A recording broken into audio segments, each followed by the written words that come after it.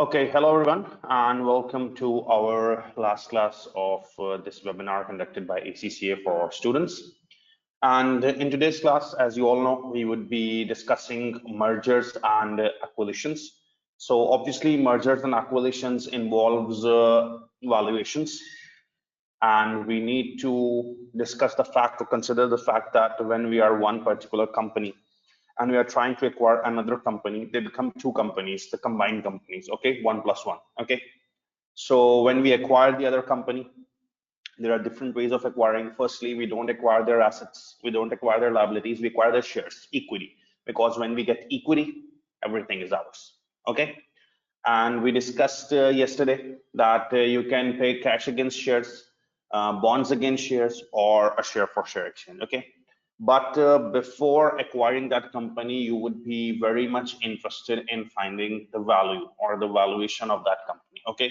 So valuation involves different methods. Some methods say valuation depends on assets, some methods states that valuation depends on dividends, but some methods say valuation depends on future free cash flows, okay. That's free cash flow method of valuation, which we are going to cover. So I told you that free cash flow valuation method states business is worth the discounted value of future cash flows, not the current cash flows, but the future cash flows, okay.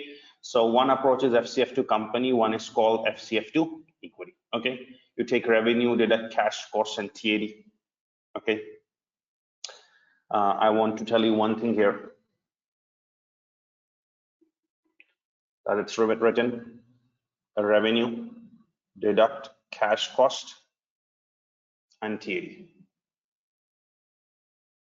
okay. Just to make things more comfortable for you, when you deduct cash costs and tax allowable depreciation from revenue, you get operating profit. It's not written in the format, it's just for your general understanding that when you take revenue, deduct cash costs and TAD, you get operating profit, okay. From operating profit, you deduct interest. From operating profit, you deduct interest, okay. So after that, you get taxable profit. On the taxable profit, you pay tax, then you add back TAD,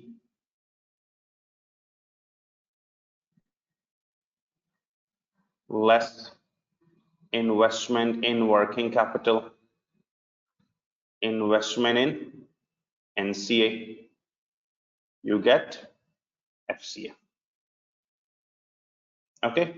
So there is one thing not present in the format, however obviously the answer would be the same. When you take revenue and deduct cash costs and TAD, the format moves towards interest, but I just want to make things a little bit easier for you, that take revenue, deduct cash costs and TAD, so you reach operating profit. After operating profit, that's interest and taxable profit we reach, then tax paid, add back TAD, investment in NCA, investment in working capital, we get FCF. If you're doing FCF to company, deduct interest. If you're doing FCF to equity, don't deduct interest, okay. Multiply this FCF by the discount rate.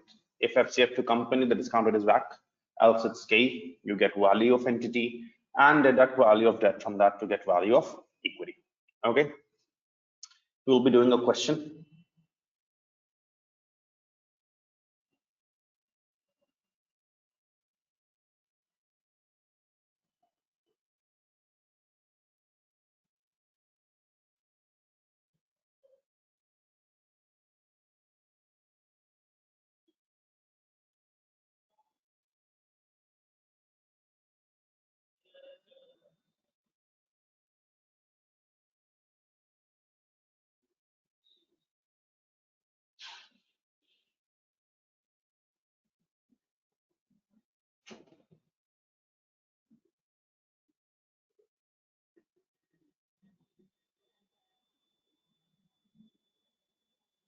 Okay.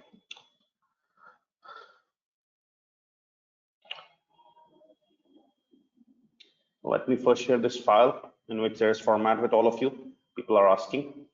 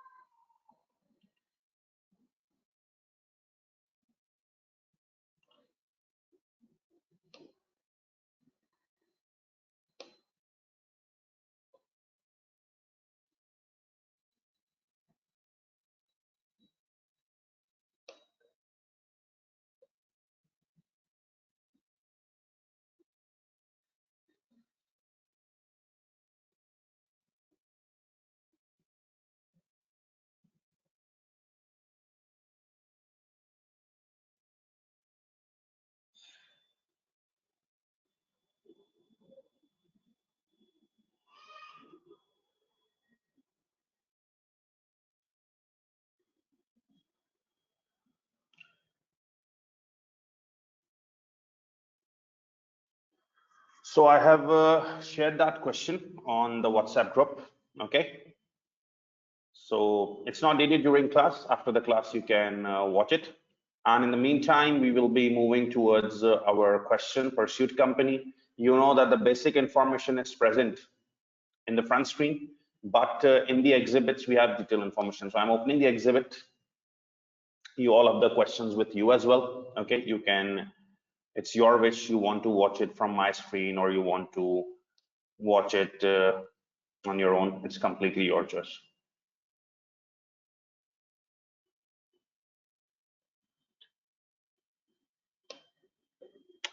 Okay, so the question states, pursuit company, a listed company which manufactures electronic components, is interested in acquiring further company, an unlisted company involved in the development of sophisticated but high risk electronic products. Okay, the owners of further are a consortium of private equity investors who have been looking for a suitable buyer for their company for some time.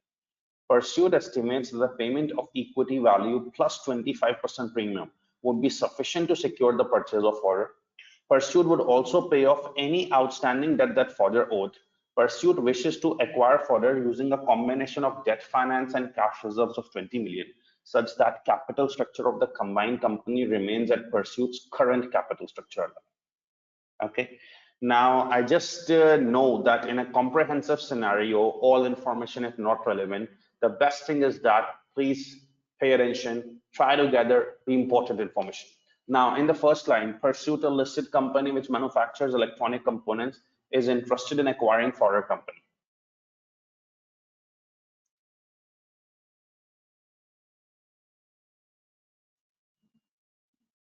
There is a company called Pursuit Company. Okay. It's the buyer.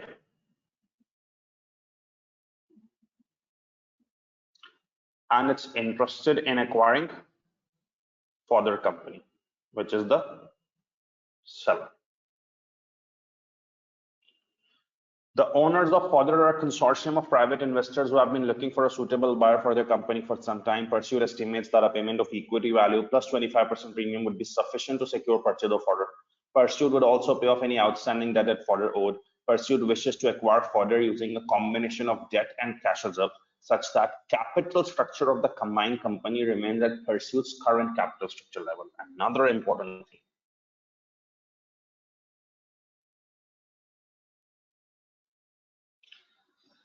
Capital structure, that is debt to equity composition. Capital structure means debt to equity composition of combined company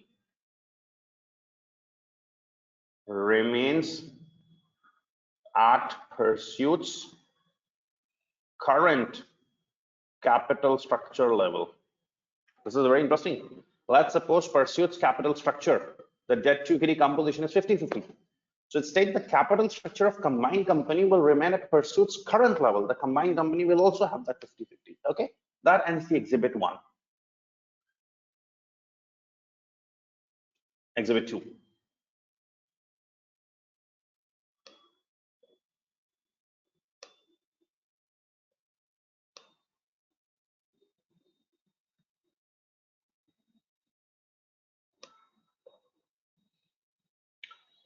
In exhibit 2, you're given information about Pursuit company. In exhibit 2, you're given information about Pursuit company. Okay. Pursuit company has a market debt to equity ratio of 50-50. Now the debt to equity ratio, that's what capital structure means. Debt to equity composition, it's 50-50%. Equity beta is 1.18. Currently, Pursuit has a total firm value, market value of debt and equity combined of 140. Okay, this is Pursuit's information. That Pursuit has a market debt to equity ratio of 50-50. The composition is 50-50. Equity beta is 1.18. Currently, Pursuit has total firm value, the equity debt value combined of 140 million. That's it. That ends Pursuit's information. That Pursuit's debt to equity composition is 50-50. It has an equity beta of 1.1. Okay. Now equity beta is used in WACC. The only reason of selecting this question was that WACC can also be covered. Otherwise, there are no more questions of mergers and acquisitions with WACC in it. The only reason of selecting this particular question was that we can cover WACC as well. Okay, so Pursuit's capital structure debt to equity was 50-50, equity beta 1.18, and its market value is 140 million. Now you're given information about Fodder company. Let's check the Fodder company information. Now, as it seems, 4-year data of Fodder company is given. 31st May 2011 year end, then 2010, then 9, then 8. 4-year data is given. Revenue from right to left from 2008 to 2011 has been steadily increasing. 13559, 14491, 15229, 16146. Okay. Now, after revenue, you're given with operating profit. After revenue, you are given with operating profit. 4530, 4243, 5074, 5169. Now note this thing. What's written with operating profit? Operating profit, and after that in bracket is mentioned after operating costs and TAD. I told you this thing before. See,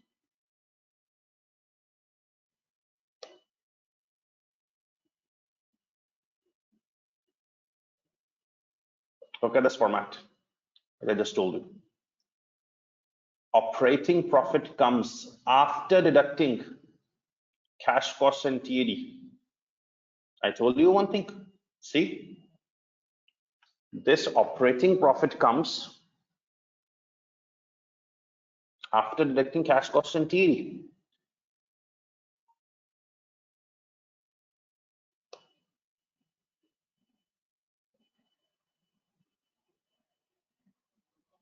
That's exactly what question is saying. That question says that revenue, and after that no cash cost and TAD is given, directly operating profit is given. So that's why operating profit is after cash cost and TAD. That's what it's mentioned. Then interest is deducted, you get PBT, profit before tax, is a taxable profit. After that you pay tax at 28%, you get after tax profit, then you pay dividends, and the balance is retained. So in short, 4-year data for a company is given.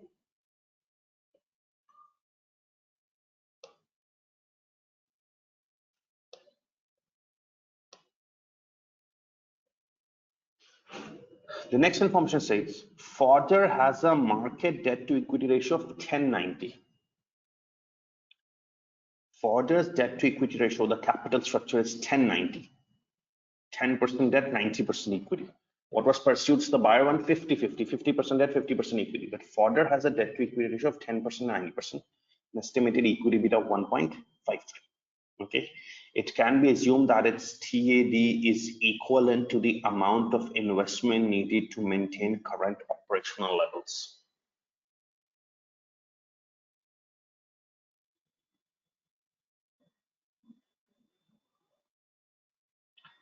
The question states it can be assumed its tax allowable depreciation is equal to investment needed to maintain operations.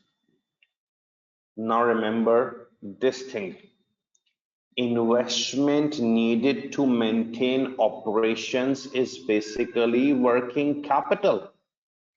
Investment needed to maintain operations is working capital. So the question is asking you to assume that its tax allowable depreciation is equal to amount of investment needed to maintain operations. That means its tax allowable depreciation is equivalent to working capital. I told you that we will write the main stuffs. So the main stuff is, going back to the question, Fodder has debt to equity ratio of 1090%, equity beta 1.53. It can be assumed that tax allowable depreciation is equivalent to amount of investment needed to maintain operation levels. So amount of investment needed to maintain operation is working capital. Its TAD is working capital. However, Fodder will require an additional investment in assets of 22 cents per $1 increase in revenue for the next 4 years. It is anticipated that Fodder will pay interest at 9% on its future borrowings. Okay, so it's information about Fodder. Firstly, the 4-year historical revenue and operating profit and interest and PBT and tax and PAT and dividend was given. Fodder's debt to equity ratio is 1090%, equity beta 1.53.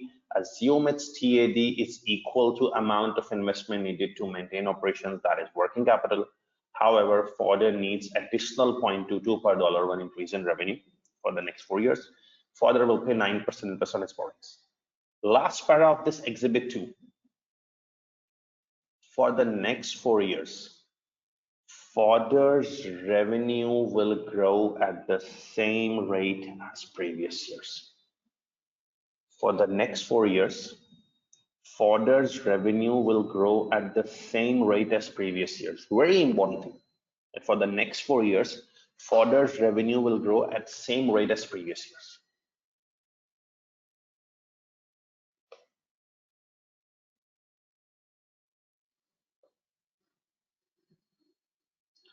See the stuff I've highlighted.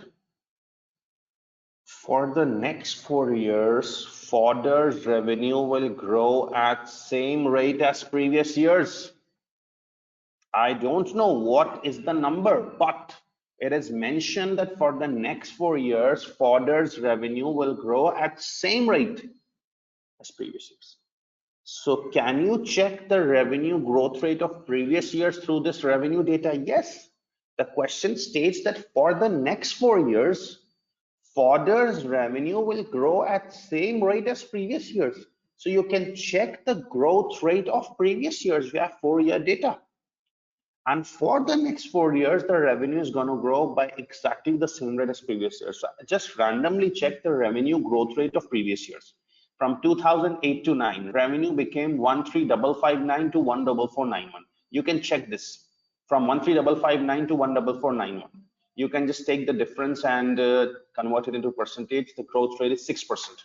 Okay. Now, next 14491 to 155,229. Again, you can take the difference and take the percentage. Again, it's 6% from 2009 to 2010. And from 2010 to 11, again, you can see the revenue is 15,229 and became 16,146. You can take the difference. It's again 6%. So for the next 4 years, Further's revenue will grow at same rate as previous years. So you can just see the previous year's growth rate. Every year carries growth rate of 6%. So I should write this as well.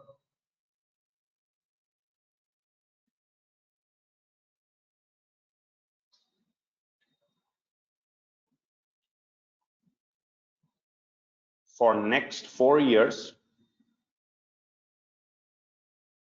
revenue will grow at same rate as previous years. So what is the previous year's growth rate? 6%. So for the next 4 years, revenue will grow by 6%. Okay. See the last line. After 4-year period, what happened after 4-year period? The growth rate of its free cash flows will be half the revenue growth rate for the foreseeable future.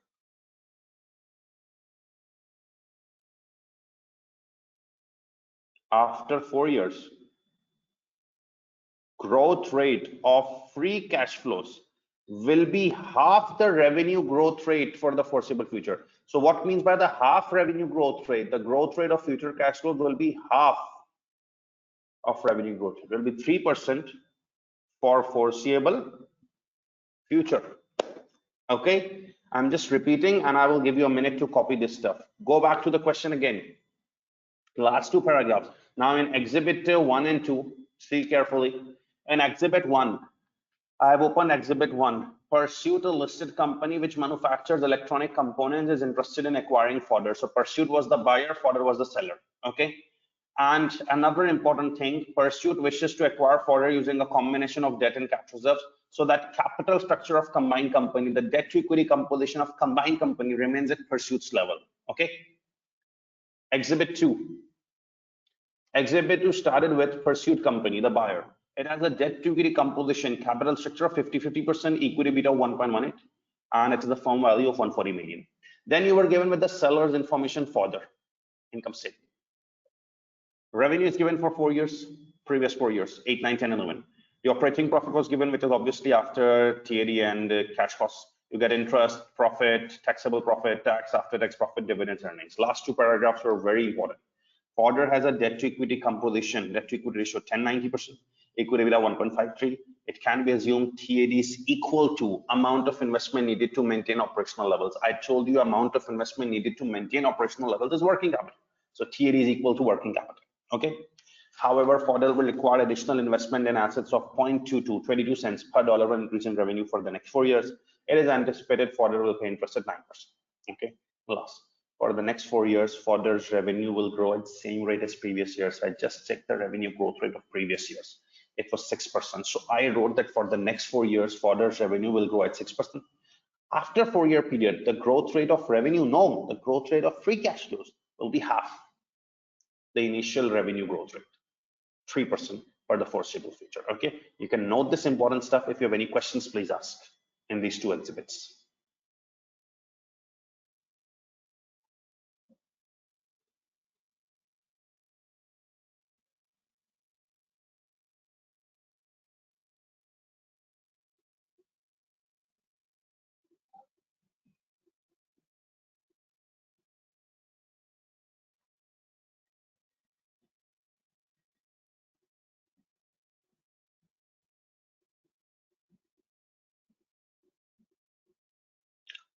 Sri Kautilya, we don't know what we have to do here, whether we compute NPV or whatever. It depends on the requirement. So let me first read the requirement, then I will be able to guide you better.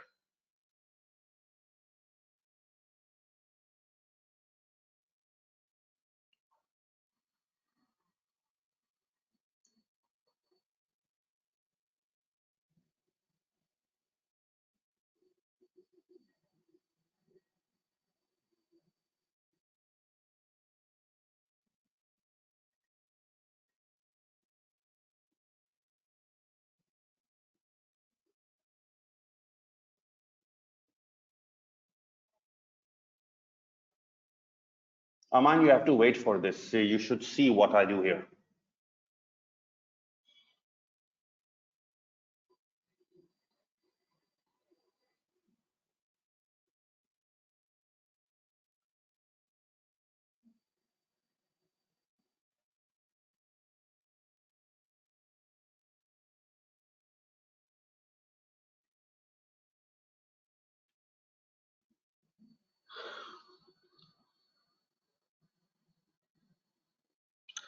Okay, so one person is saying that how do we compute the revenue growth rate? Okay, pay attention to me.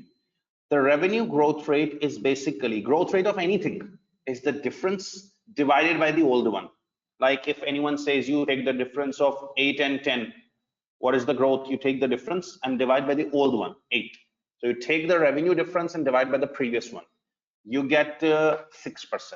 Now, there are many people who obviously computed the revenue growth rate. There are some people who only copy the stuff and some people compute.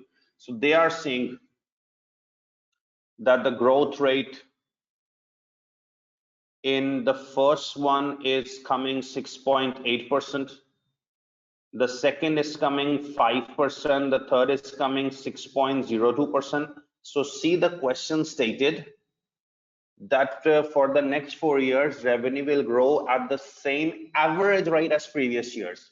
So since the 3-year rates are different, you can just average them. Okay. If you add them all, divided by 3,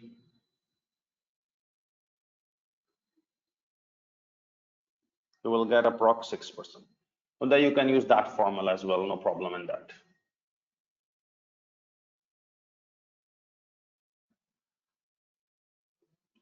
Mohammed Safwan, I will provide you a list of important questions which I consider that are valid for this attempt, but it will always be with a disclaimer. Important questions doesn't mean that you only do those questions and leave all the stuff. Obviously, you have to complete your studies with everything, and then you can do the important questions.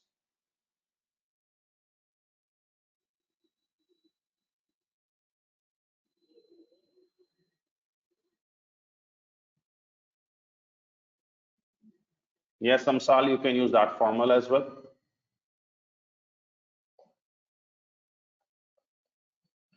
Few students are asking emails for questions because they don't use WhatsApp. So I am sending email address to everyone as well.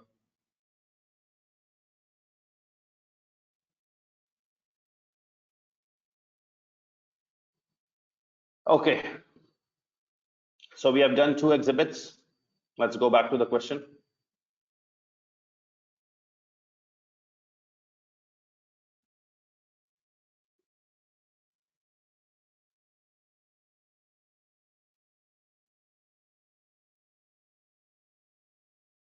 I just sent one file. I don't know why you aren't able to see. You can message me after the class.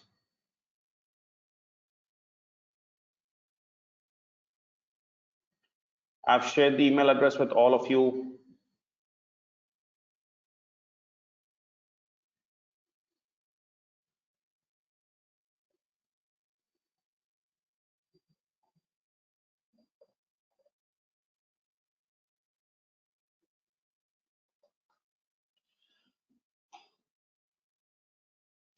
Minal, your question doesn't seem relevant because your question is, could we use dividend growth model for calculation of FCF? It's practically not possible. Dividend growth model is another model and free cash flow model is another model. Dividend growth model states that the value depends on dividends. Free cash flow method states that value depends on free cash flows. How can you mix 2 methods? It's not possible. Uda, I will answer your question because we have been provided this platform in which from the scratch we have to upload it. So you should contact your learning provider. The learning provider uploads and provides to student.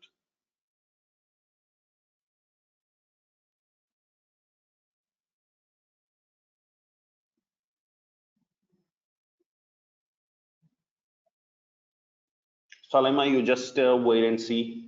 If we are finding value of a particular company, we will use that company's discount rate. But when we are doing for combined company, we'll use a combined company rate. Okay.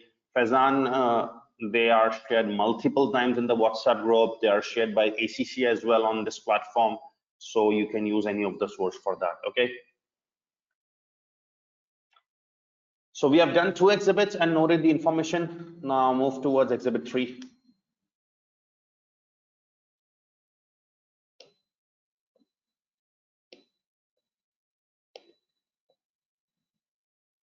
Okay.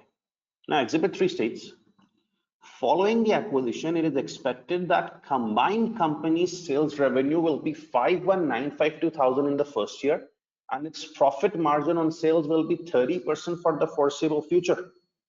Now, following the acquisition, it is expected that combined company's revenue will be 591,952 in the first year. Now, pay attention. In the previous exhibit, you were given information about Pursuit separately, further separately, following the acquisition. In the previous exhibits, you were given information about Pursuit separately. You were given information about Fodder separately. Now it states, following the acquisition, it is expected that combined company's revenue will be 51952. Now this exhibit 3 is giving information about combined company. Previously, I wasn't given information about combined company. I was giving information about Pursuit separately, Fodder separately. Combined revenue will be 51952 in first year. Profit margin, operating profit, that's 30%. After the first year, the growth in revenue will be 5.8% per year for the following 3 years. So after the first year, the growth rate in revenue will be 5.8%. Okay, so after the first year, the growth rate in revenue will be 5.8% per year for the following 3 years.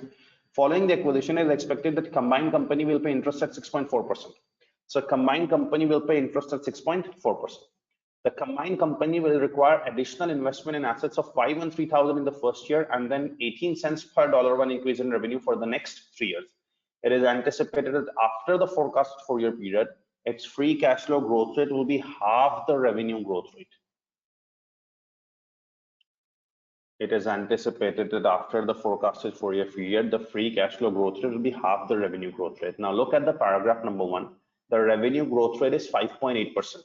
The revenue growth rate is 5.8%.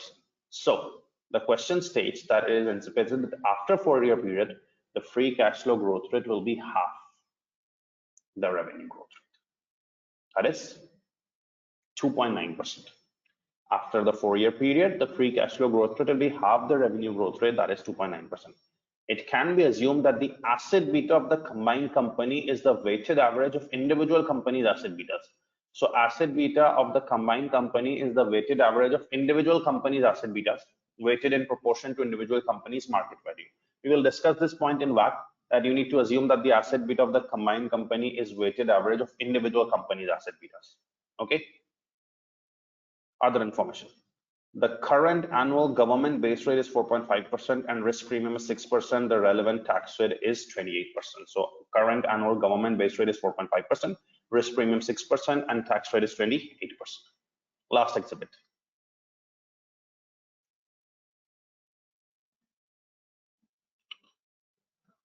There have been rumors of a potential bid by SGF company to acquire Pursuit company. Some financial press reports have suggested this is because Pursuit share price has fallen recently. SGF is in a similar line of business as Pursuit, and until a couple of years ago, SGF was the smaller company. However, a successful performance has resulted in share price rising, and SGF is now the larger company. So in all the exhibits, Pursuit was acquiring fodder. In all the exhibits, Pursuit was acquiring fodder. But here in the last exhibit, it states that there are some rumors that some SGF company is willing to acquire Pursuit. Last part. The rumors of SGF's interest have raised doubts about Pursuit's ability to acquire fodder. So the rumors of SGF's interest in Pursuit have raised concerns that whether Pursuit will be able to acquire fodder. Although SGF has made no formal bid yet, Pursuit's board is keen to reduce the possibility of such a bid. The CFO suggested that the most effective way to reduce the possibility of takeover would be distribute the $20 million in cash reserves to shareholders in the form of a special dividend. Fodder would then be purchased using debt finance. He conceded this would increase Pursuit's gearing, but suggested it may increase the company's share price and make Pursuit less appealing to SGF. So in short, the CFO wants to distribute the 20 million reserves in dividend so that share price goes up and SGF is unable to acquire this. Okay. So all 4 exhibits are complete now. We will move towards the requirement. I can take any questions before requirements if you want to ask any questions regarding this question, because if question is clear, then only you can be clear with the solutions.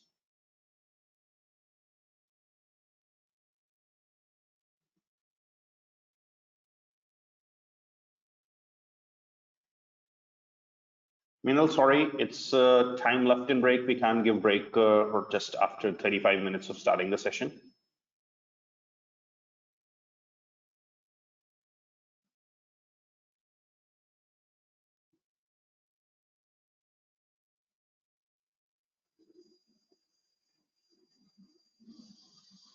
Okay, so no questions up till now. Okay. The summary of the question is very clear. Pursuit wishes to acquire fodder. Okay. Information about Pursuit was given. Information about fodder was given. Information about Pursuit was given, and information about fodder was given. Okay. So the capital structure was given, the debt equity composition, and similarly the P&L format was given. There were some technical terms like for the next 4 years, fodder's revenue will grow at same rate as previous years, that was 6%. After 4-year period, it will be half 3% for the foreseeable future. Not the revenue growth rate, but the free cash flow rate. And then you were given with the combined company information that combined company's revenue was this in the first year, etc. Okay.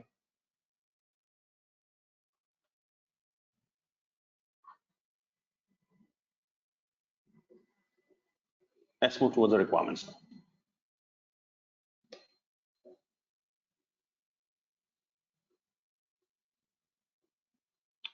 The requirement states, prepare a report to the board of directors of Pursuit. You need to prepare a report to the board of directors of Pursuit that evaluates whether acquisition of fodder would be beneficial to Pursuit and its shareholders. Now, remember a student was asking yesterday a question that the main problem with mergers is that we don't know what to do. So it states the requirement 1, evaluate whether acquisition of further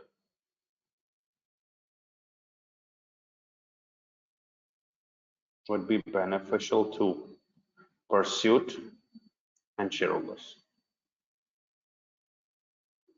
This is the requirement, that you need to evaluate whether acquisition of further is beneficial to pursuit and shareholders, whether acquisition of further is beneficial to pursuit and shareholders. Now, frankly speaking, as far as the student is concerned, he doesn't know what to do here. He needs to evaluate whether acquisition of further is beneficial to pursuit and shareholders, whether acquisition of further is beneficial to pursuit and shareholders. So frankly speaking, a student won't get any idea what to do after looking at this requirement, that I need to evaluate whether acquisition of further is beneficial to pursuit and shareholders. Read the requirement. See,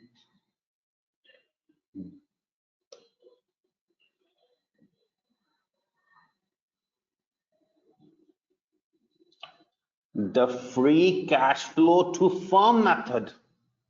What is the meaning of free cash flow to firm? Firm is equity or company? Firm is company. Firm means company. The free cash flow to firm, that means the free cash flow to company method, shall be used to estimate values of further and the combined company. This is, you got a crystal clear idea that the requirement is saying free cash flow to firm, that is company method, shall be used to find value of further and combined company.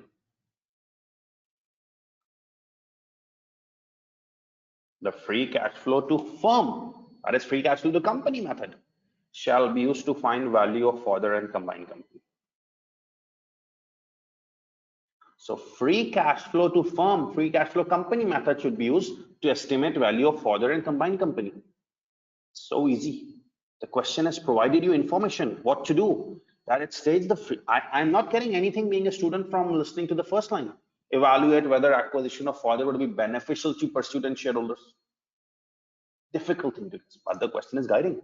The free cash flow firm method should be used to estimate value of further. You need to estimate the value of further, free cash flow to firm method, and the combined company. You also need to estimate the value of combined company, assuming combined's capital structure stays the same at pursuit's capital structure. It was written in the question as well that combined company's capital structure, the debt to equity composition, stays at pursuit's current capital structure, 50-50%. Combined capital structure 50-50 stays at same pursuit's level, 50-50. So now you don't need to worry that I don't know what to do in the first line. We will get the solution. But firstly, you have got a crystal clear line of action in you that you need to use the free cash flow to company method to estimate value of further and combined company. Okay, so I will start the question, opening my response.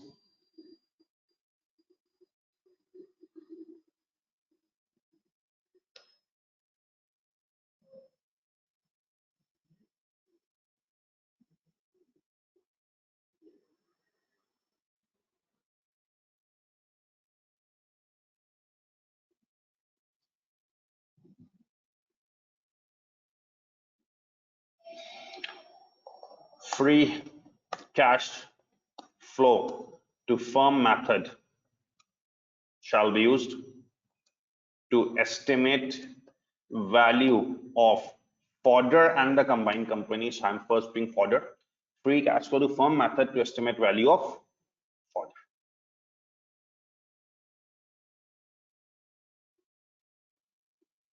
Free cash flow to firm method to be used to estimate value of further.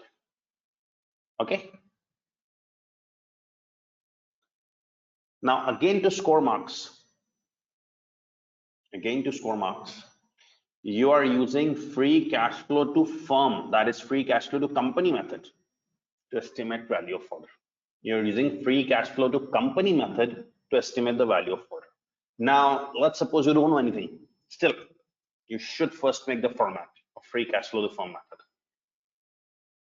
This will also secure marks for you. Make the format free cash flow to firm method. You have decided, as per the requirement, the free cash flow to company method shall be used to estimate value of further. use the free cash flow to firm method format. Let's start with sales. Okay, from sales we deduct cash cost, then we deduct TAD. So we reach operating profit. From operating profit we deduct interest. So we get taxable profit.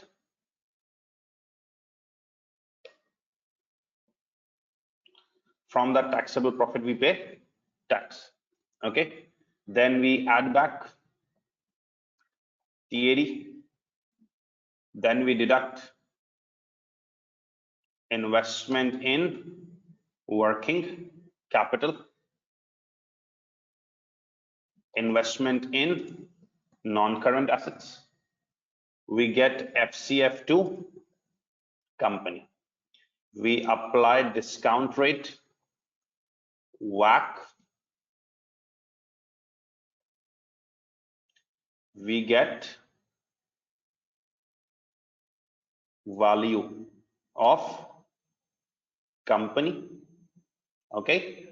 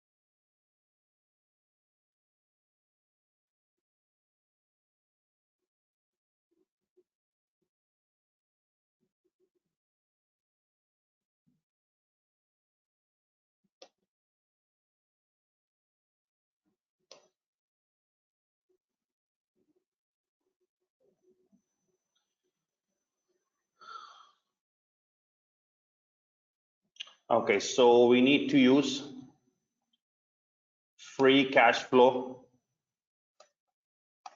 to firm method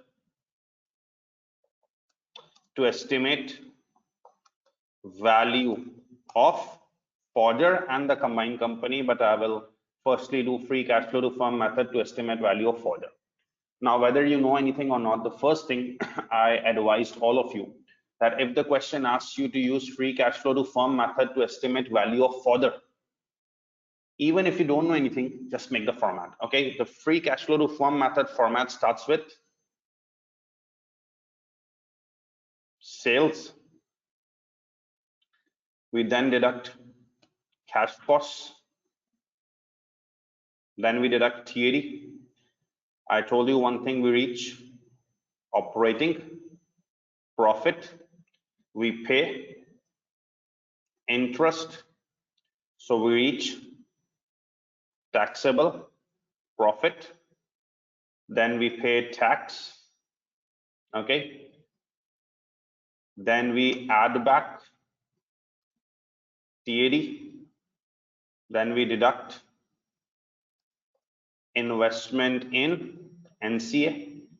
Then we deduct investment in working capital. We get FCF to company. We apply discount rate. It's WACC here. We get value of company. Okay. We then deduct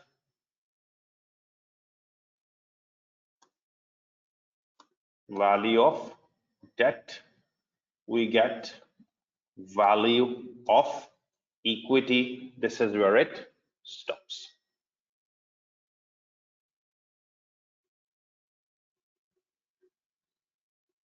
So no matter you know the workings or not, the first important thing is to make the format. See, we had a format here. Revenue less cash cost TAD reached operating profit, then interest, taxable profit, then tax, add back TAD, less investment NCA, and investment working capital. We get FCF. Discount rate WACC, we get value of entity, the company, deduct value of debt to get value of equity. Okay, now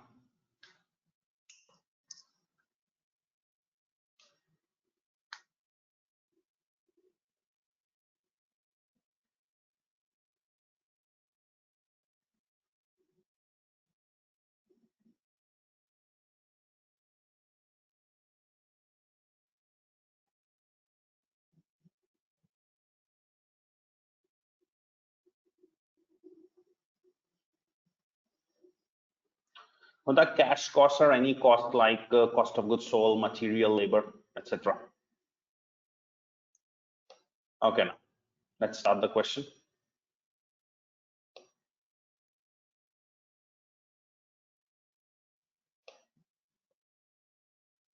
In FCF method, we first need to record sales. Now remember, as per this method, the FCF method, as per the FCF method,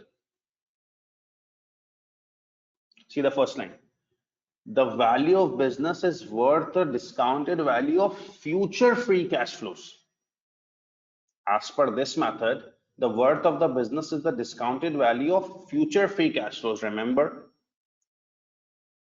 you have to take all these values for the future, not for this year, because that's the requirement of free cash flow to company method.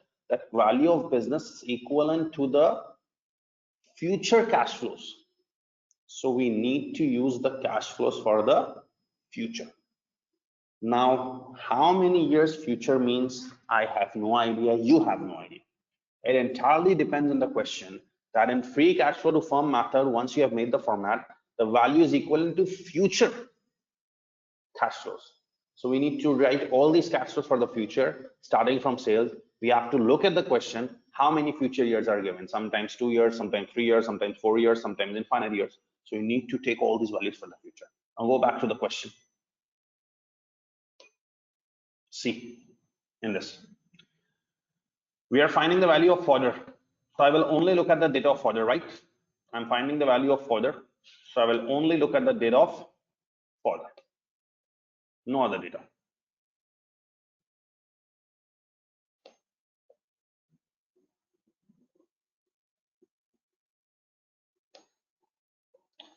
Look at the last paragraph. For the next 4 years, fodder's revenue will grow at same rate as previous years. For the next 4 years, fodder's revenue will grow at same rate as previous years. That's 6%. So for the next 4 years, revenue will grow at same rate as previous years. So you are given for the next 4 years, revenue will grow at 6%. This is how you get information about the future. You're given 4-year data. For the next 4 years, the revenue will grow at same rate as previous years, 6% for the next 4 years. Okay, so increase revenue for the next 4 years by 6%. Increase revenue for the next 4 years by 6%. So what is the last revenue? What is the last revenue?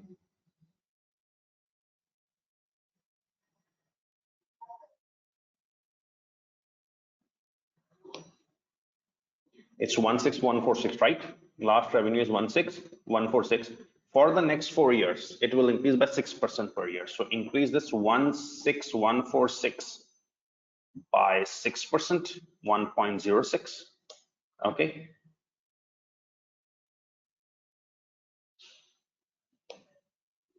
And then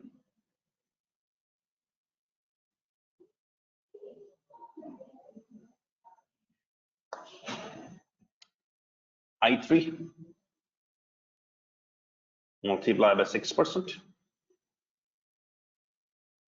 Okay, and you can then drag it.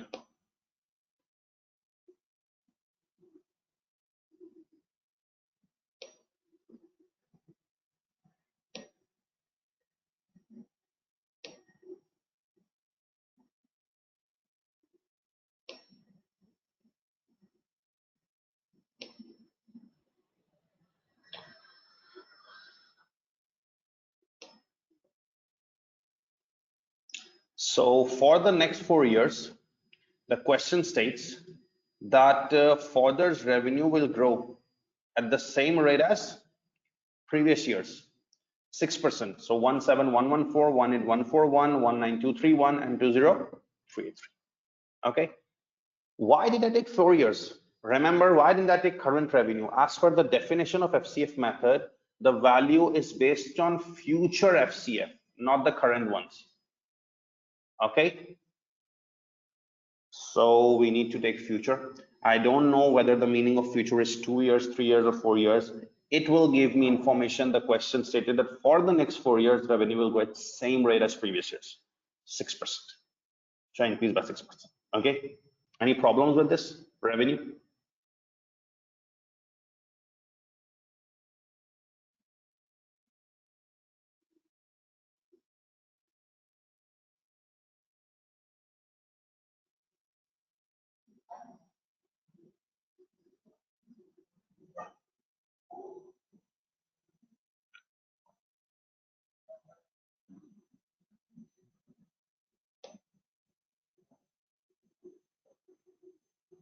A lot of questions about interest. Just wait patiently. See what we are doing here. Okay, just wait. Now, after revenue, you need to deduct cash costs and TD. After revenue, you need to deduct cash costs and TD.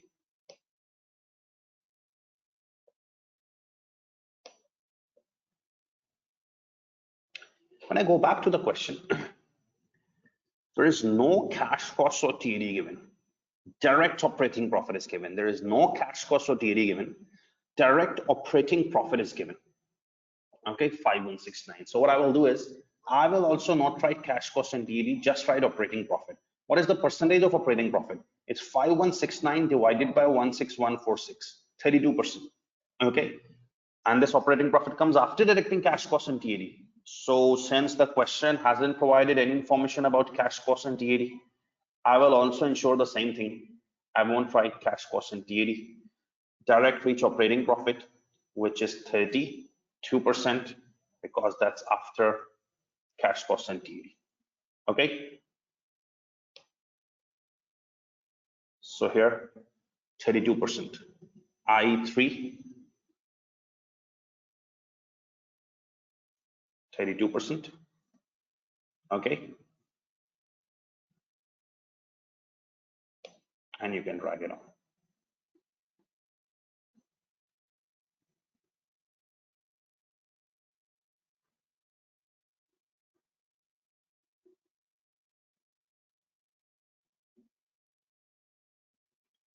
It's 5477, 5805, 615465, 23. Okay.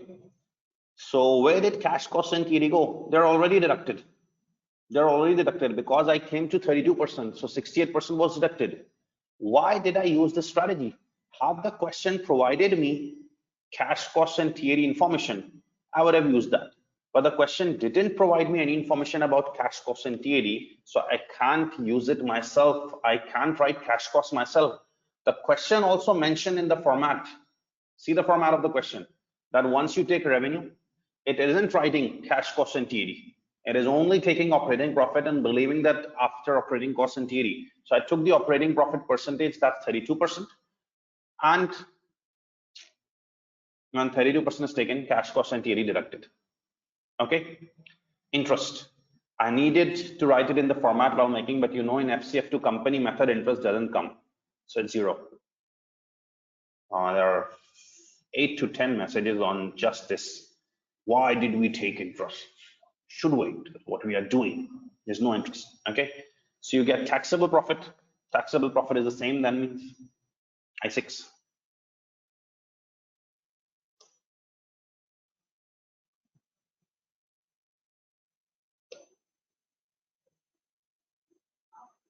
And drag it on.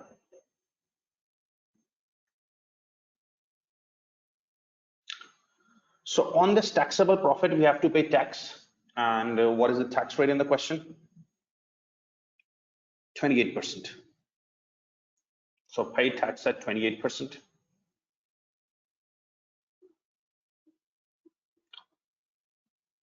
Tax is supposed to be an outflow. So minus I8, sorry, 28%. Equals to, okay, and we drag it.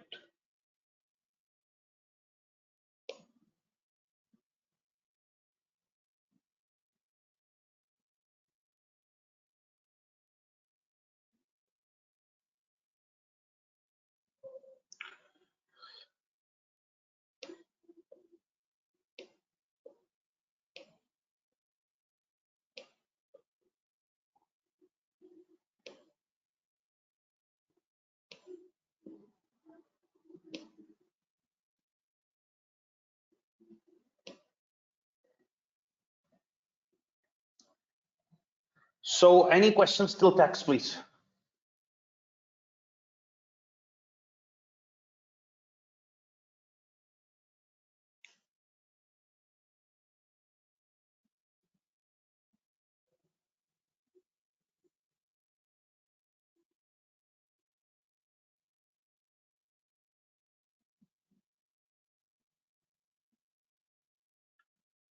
Okay, so I have requested many times that if a person is unable to hear my voice, that's an issue at his end.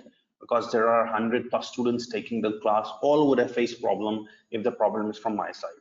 So I just open the messages and there are 6 to 7 messages of a single student. No voice. It's your end here, it's not my end. Okay, there's no problem from my end. Otherwise, everybody would suffer. Okay, so check your connectivity issues, please.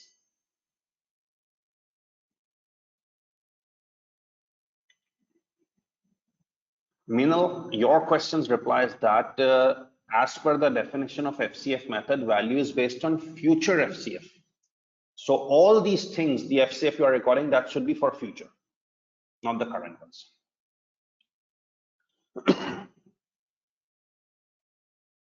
So Faisal, your situation is obviously all right. Okay, and in that case also we will read the same answer, right? I find working capital, I have to find it's same as TAD, and the cash cost would be the balancing figure, but it would be same as answer. Okay, question from Asan Jawad. Why did we take operating profit percentage of 2011 and not other years? Okay, the basic assumption is that most reliable data is the latest data. Let's suppose you have to plan something for the future in your personal life. Which data will you rely on, 2020 or when you were a kid of 2010? Obviously 2020, latest data is relevant. Yes, Preeti.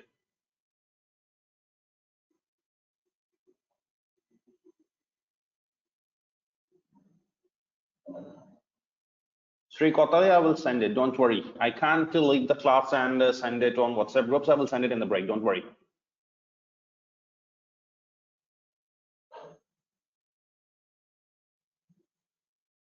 Operating profit is just if and what 32% of revenue, because operating profit is a percentage of revenue.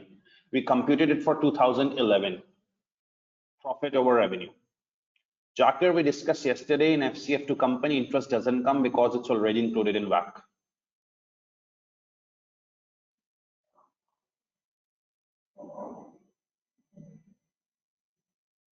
Meanwhile, it doesn't seem possible here.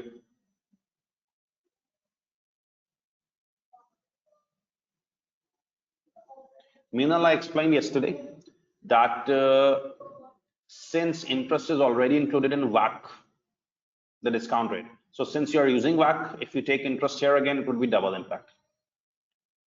Now we're taking 32% because it was not given. The cash cost and TAD weren't given, right?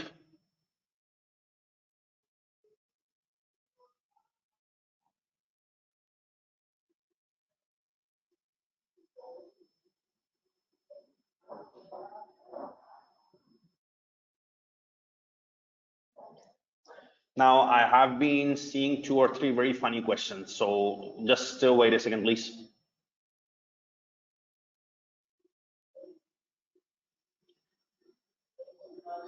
In the question, cash costs and TAD weren't given. In the question, cash costs and TAD weren't given. Okay, directly operating profit was given. So we also would write directly operating profit. Now operating profit is what?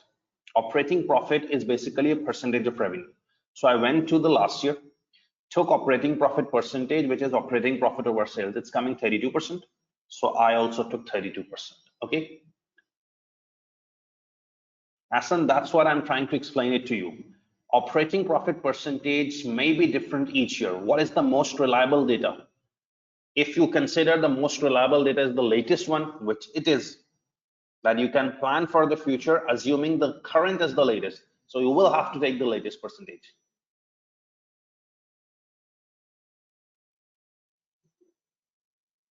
Yes, Asan.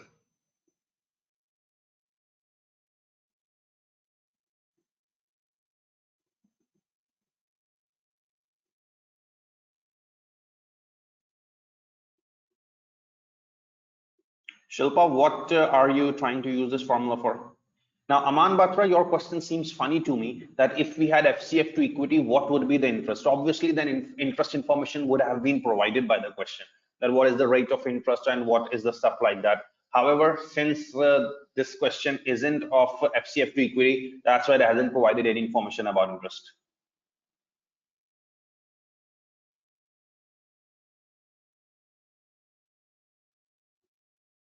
Shilpa, you can use that.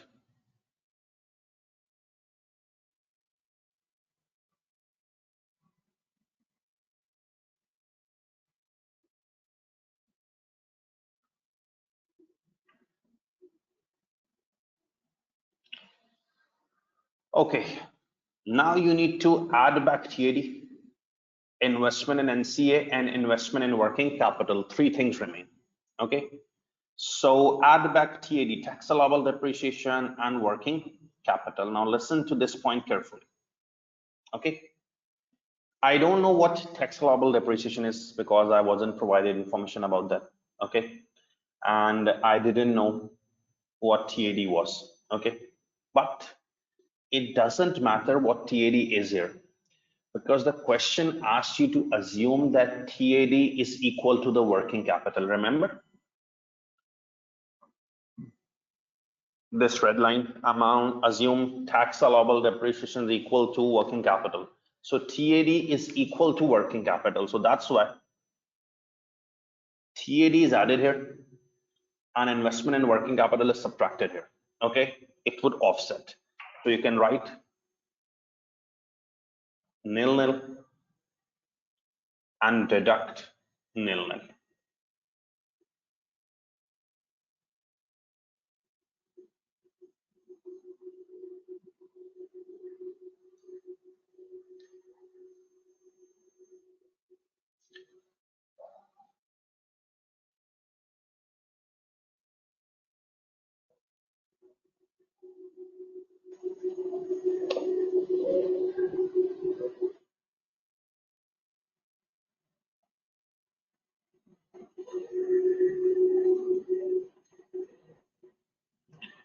Why did I write 0, 0, 0, 0? Because TAD was equal to working capital. One thing is adding and working capital is deducting.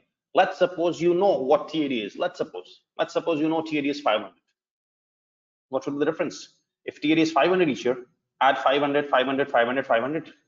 And then it's same as working capital. So deduct 500, 500, 500, 500. What impact will it make? Zero. Let's suppose you know the TAD it's 1000. No difference. If it's 1000, you write 1000, 1000, 1000, 1000. You added it, 1000 each. And then you deducted 1000, 1000, 1000, 1000. The 1000 add and 1000 deduct. It cancels. So there is absolutely no need. Whenever TAD and working capital are the same, you can write 0, 0 because it gets offset. Okay. Investment in NCA. What is the information about investment in NCA?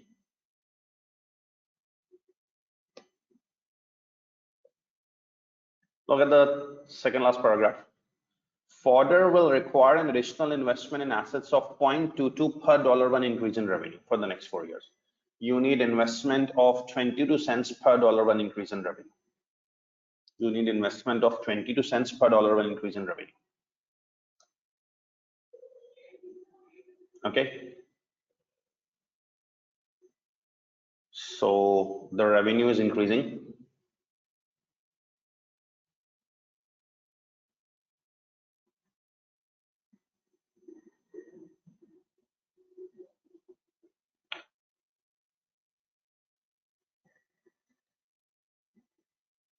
From 16146. Okay. And it's becoming 17114.76. Okay. So it's becoming 17114.76.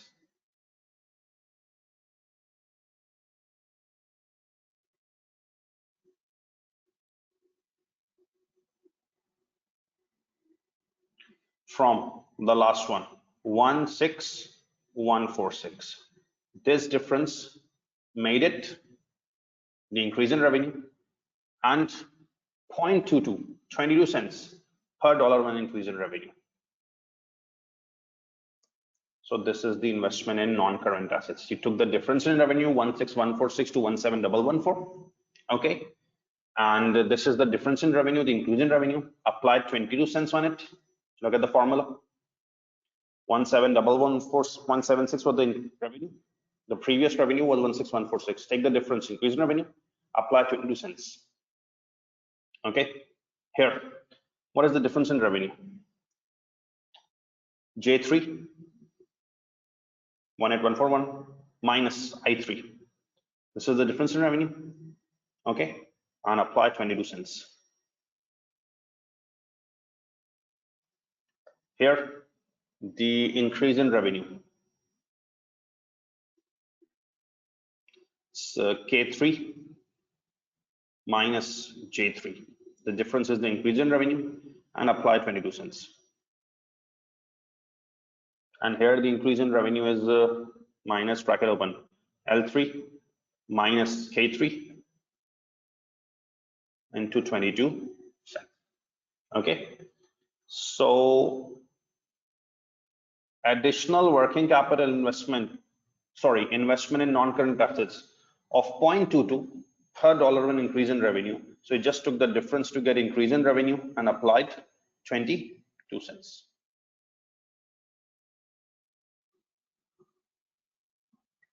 Okay.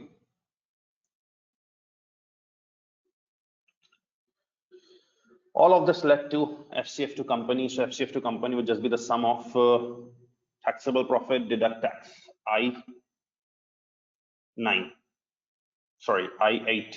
taxable profit, you deduct tax and everything to I12,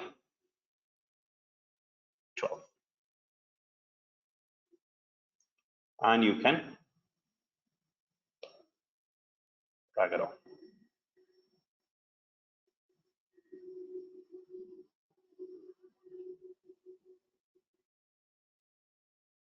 So you've got FCF to company, future FCF to company. Okay, any questions up till now?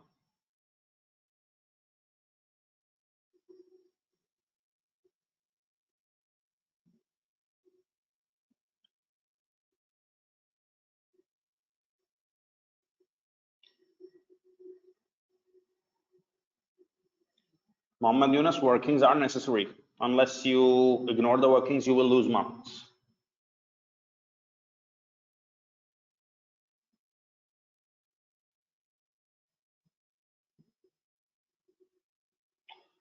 If I'm unable to see 171 anywhere, so please tell me where is 171. Shilpa, the only solution is practice more and more.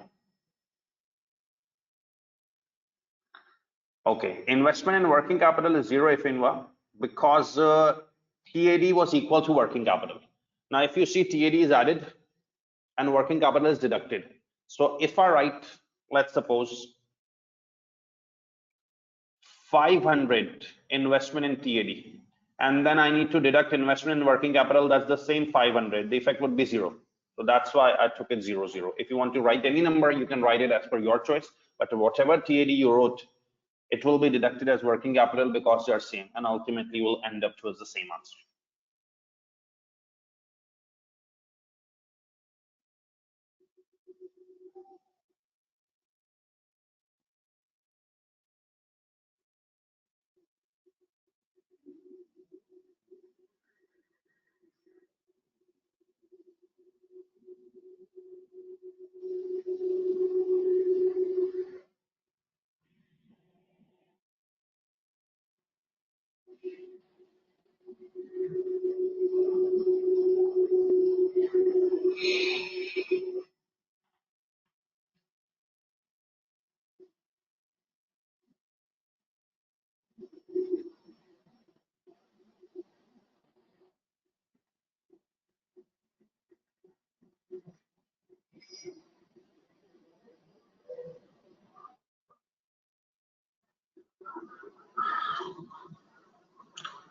Almir, we haven't moved towards VAC, so I am unable to answer you at the moment why we aren't using that model. You should see which model we use because we haven't computed VAC now.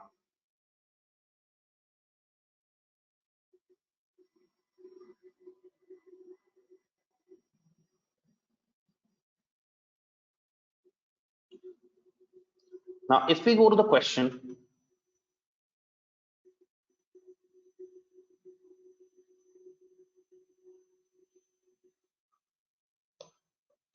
look at the last paragraph.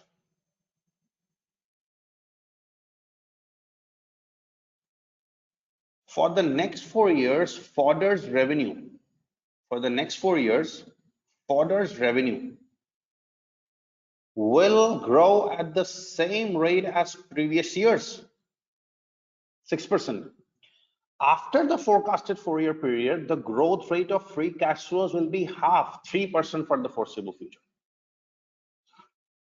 Now, after 4-year period, the growth rate of revenue is not given. After 4-year period, the growth rate of free cash flow is given. It will be half the revenue growth to 3%. So for the foreseeable future, now this sounds interesting.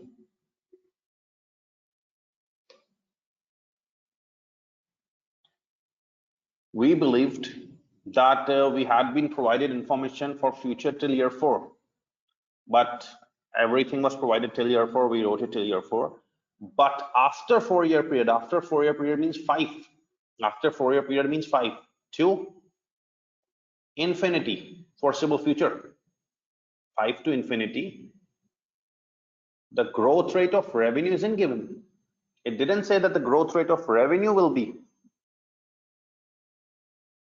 5%, 3%. From 5 to infinity, the question stated the growth rate of free cash flow will be half, 3%.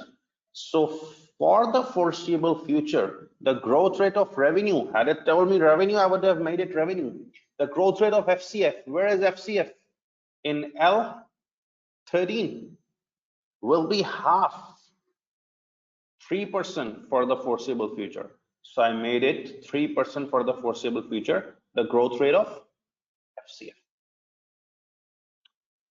So now the future data is for infinite number of years. A question arises, why didn't we increase revenue? I'm just following the question instructions. I'm just following the question instructions. Okay. The question instructions say that for the next 4 years, revenue will grow by 6%. So I increase revenue till 4 years. After 4 years, the growth rate of cash flow will be half, 3%. So I increase my cash flows. Okay. Now this is all about FCF to company. Now we need to multiply it with discount rate WACC to get value of company, and we deduct value of debt to get value of equity. Okay. Now about discount rate WACC, we need to compute WACC here. We need to compute WACC here. We need to compute WACC for Fodder. So look at Fodder's information. Please pay attention.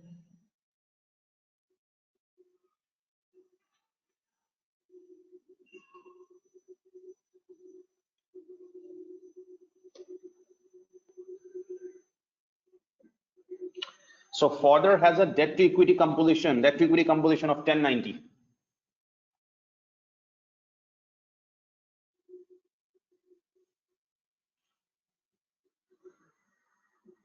Fodder's debt to equity composition is 1090.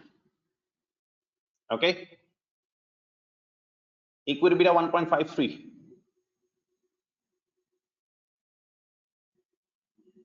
It is anticipated that Fodder will pay interest at 9% on borrowings. So interest on borrowings, which we call KD, 9%. Okay. You can find WACC for Fodder. You can find WACC for Fodder. Okay. KE into equity proportion of the company plus after tax cost of debt into debt proportion. Okay. So you know that equity proportion is 90. After tax cost of debt, the interest rate is 9%. After tax 1 minus 0.8. It's 10 over 90 plus 10. You just need to find K. So obviously we will find K through CAPM, the capital asset pricing model, which states K is risk-free rate plus market rate minus risk rate into beta equity.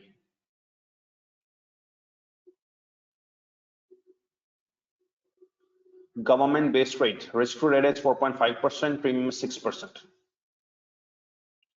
Government rate 4.5%, premium is the whole bracket 6%. And what about beta equity? 1.53. Okay.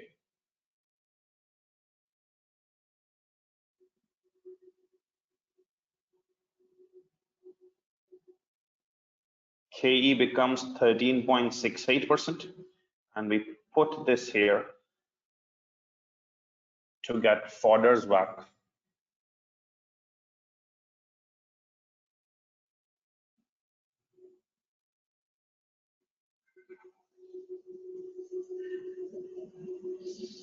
Approx 13%. Okay, this will be used as discount rate. You can copy the screen for WACC so that I can move towards the remaining portion of the question. And if you have any questions with WACC, you can ask.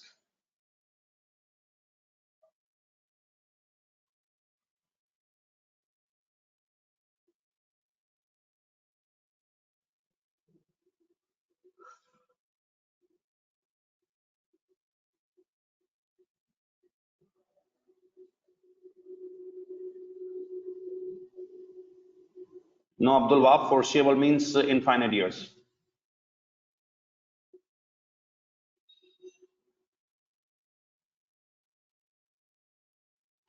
Osman, had the revenue been increasing, we would have increased revenue. If in what the question states after 4-year period, so after 4 year, what does mean by after 4 years? After 4 year means 5th year. The revenue will grow by 3% for the foreseeable future. So after 4th year, which means 5 years, the revenue will grow by 3% for the foreseeable future. So 5 to infinity. Almir, in capital asset pricing formula, beta equity comes, not the asset beta comes. So since beta equity was given, there is no need to find asset beta.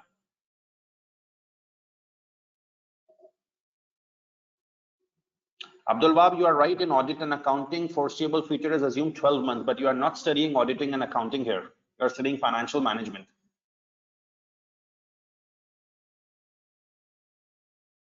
Ahmad Junaid Makra, the question about working capital is released at the end of life. That is an NPV assumption. We are not computing NPV here.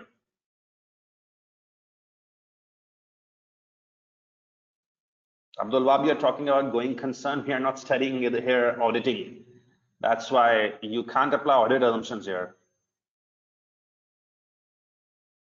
Cost of debt, Agnes, is the cost of borrowing. You cannot take 4.5% the risk-free rate. The borrowing rate is the cost of debt.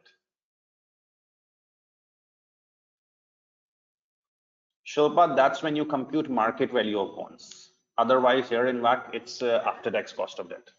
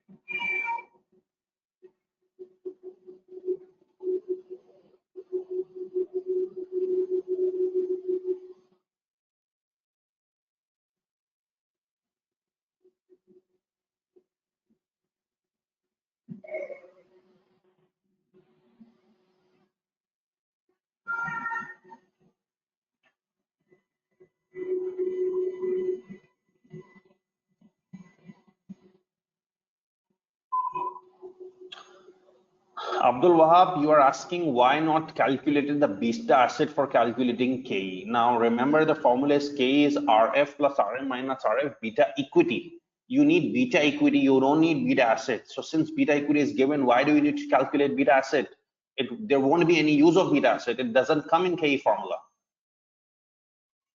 Jakir, RM or RM minus RF, they will always be given, never used to calculate.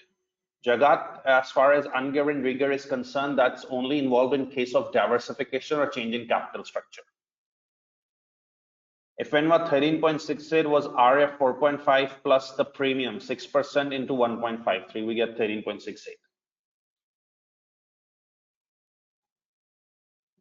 Arun, it would give the same answer. You can check.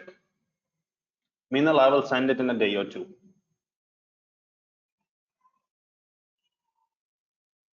No Salima in FCF, nothing else comes. Yes, Preet, the formula of K is RF plus RM minus RF beta equity. So we always use beta equity in CAPM formula.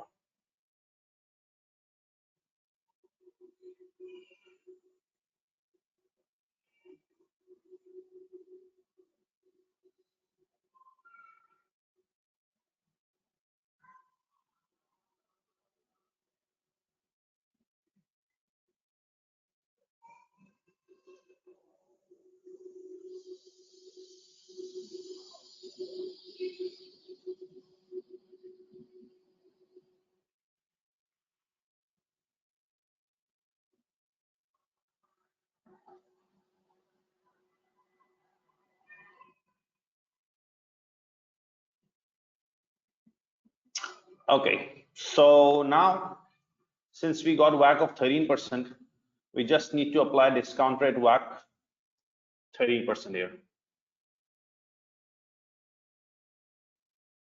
So the factors will be in discount tables which are provided to you. I'm seeing 13% year one is 0.885.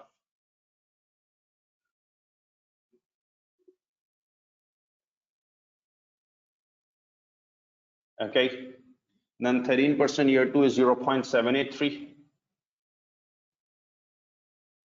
Then 13% year three is 0.693. And 13% year four is 0.613.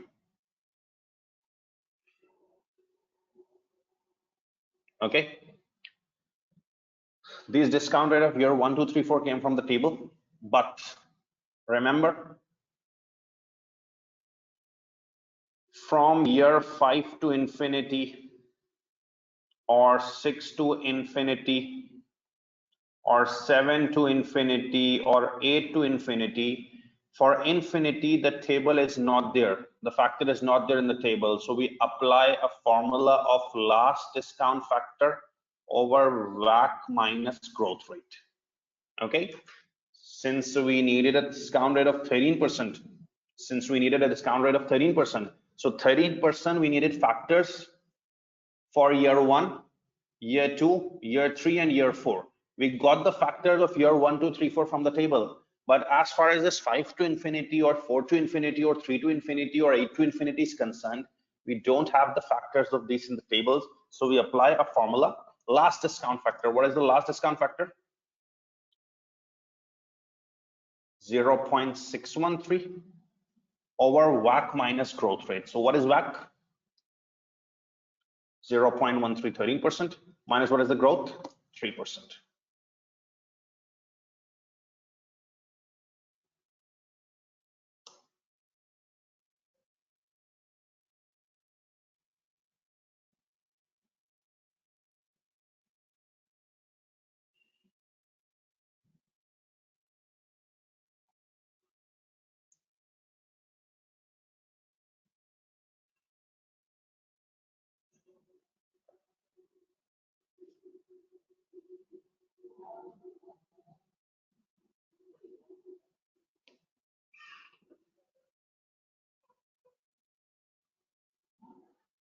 So last discount factor over WACC minus G means it makes it 6.13.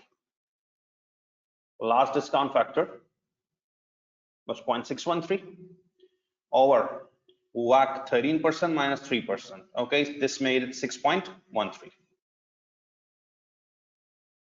Okay. Now you need to multiply this FCF by the discount rate to get value of company. So you can just take this I13, multiply by discount factor I14. You get the present value and you can drag it on.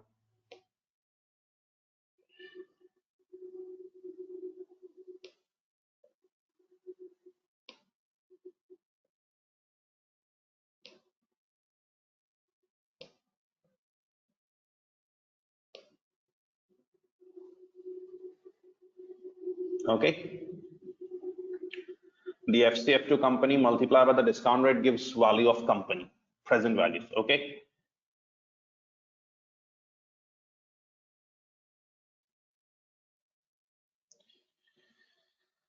You need to add them all. Total present value of all future FCF. That is called value of company as per this method.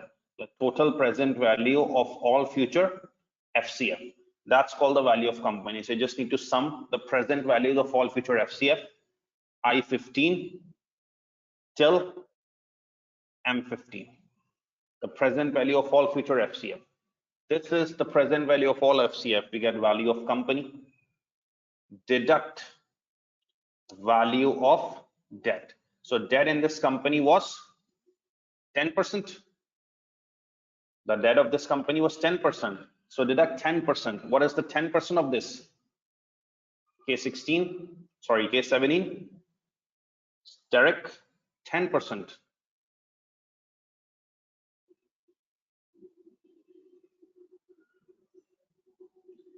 You will get value of equity.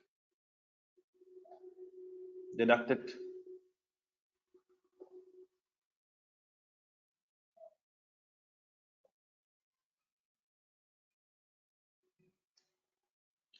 $3,606,7. Now I'm just repeating it from FCF. We get the future FCF multiplied by the discount rate of WACC 13%. The factors of year 1, 2, 3, 4 are given. For infinity years, no factor, last factor over WACC minus growth rate. You get present values. Okay. Add all these present values. Add all these present values. The total of all these present values is the value of company. Deduct value of debt. That is 10%. You get value of equity. Okay. So after this, we will be taking a break, and the break will start once I'm done with your questions. So if you have any questions regarding this, please ask. Then we will move towards the break.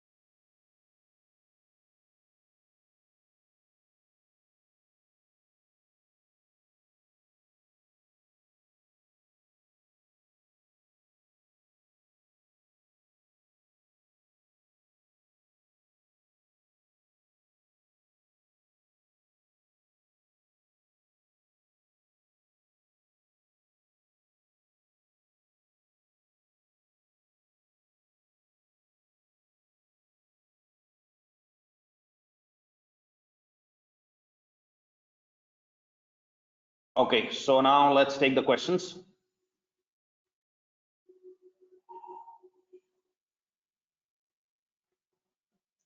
If in we are using the normal CAPM formula, RF plus RM minus RF beta equity, the only difference is that I wrote beta equity after the bracket and you are writing it before the bracket. They produce the same answers. Sandon, you can go back to Fodder's question. It was written the debt to equity ratio is 1090, 10% debt. Discount rate for Infinity Prepay is always last discount factor over WACC minus growth rate.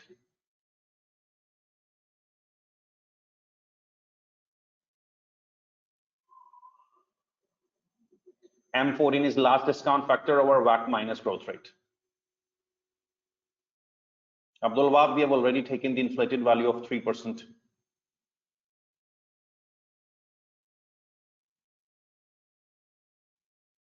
For our Sheikh, doesn't make any difference, 28050, 28060.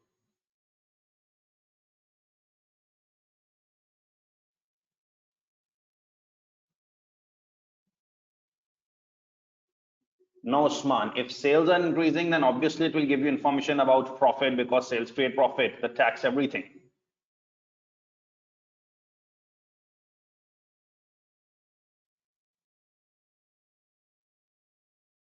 Amir, where does dividend growth model come from in FCF? Hoda, I can't get your question. Please elaborate a bit.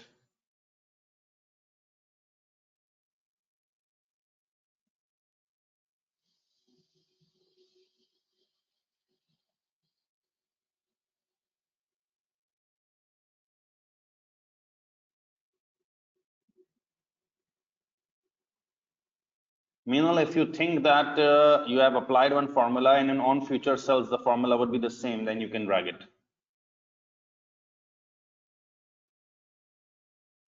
Yes, Almir, you can consider that the growth model formula is same in that.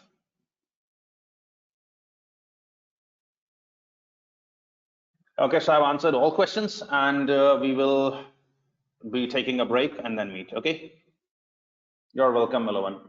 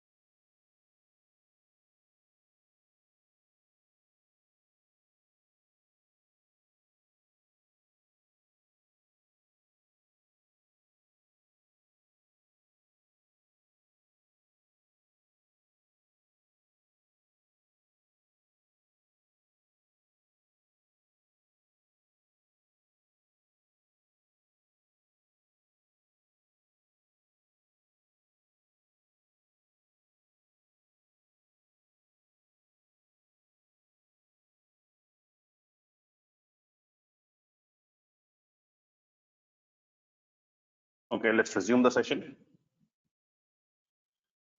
No, Basna, we don't have to use annuity tables. We just have to use the discount tables. Year 1, 2, 3, 4, and for the last one, last discount factor over WACC minus growth rate.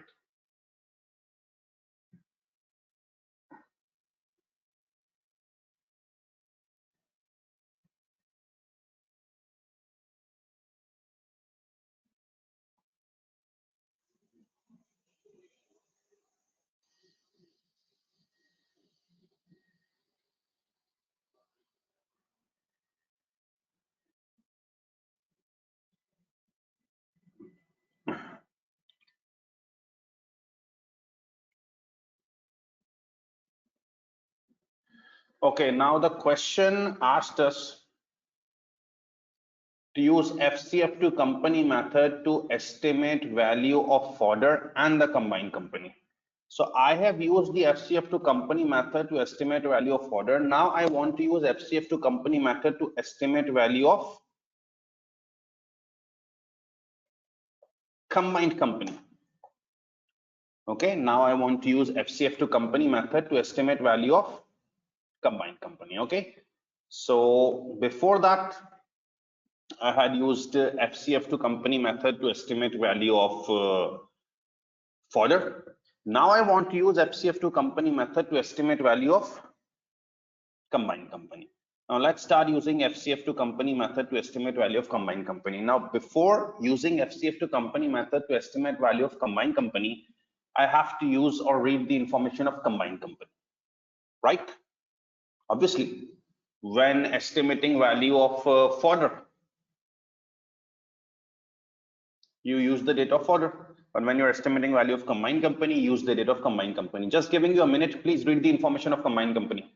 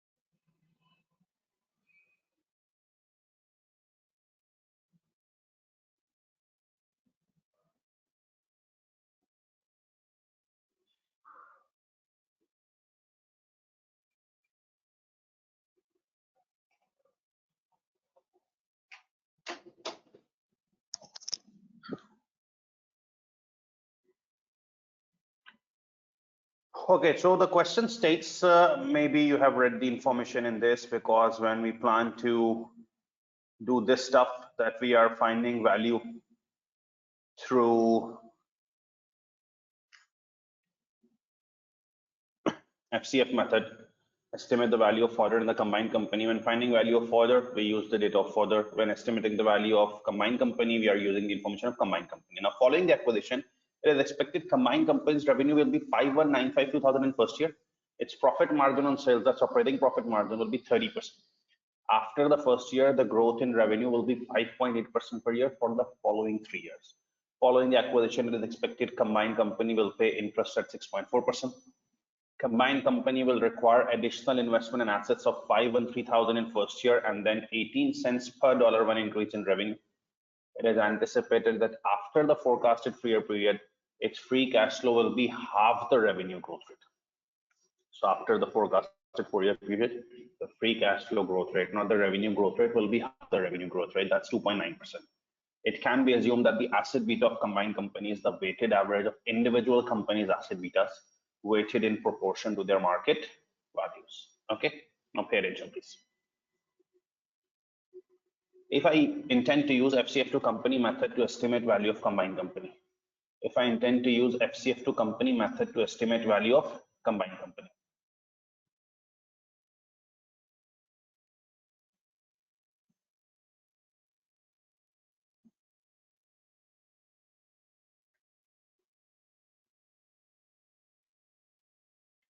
What is the combined company's revenue in first year? Now I need to take the information about combined company.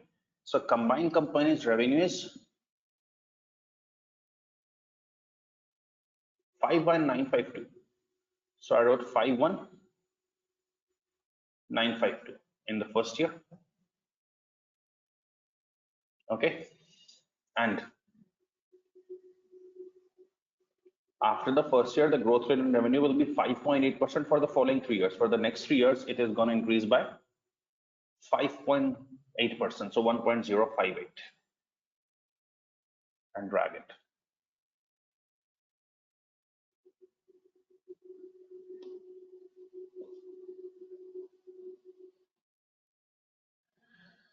Okay, so 51952 in the first year and increasing by 5.8% per year. So 5.8% per year increase is 51952, 54965, 58153, and 61526. No cash cost area were given, and its operating profit margin will be 30%. So I can make it 30% and just multiply all this stuff by 0.3 and drag it.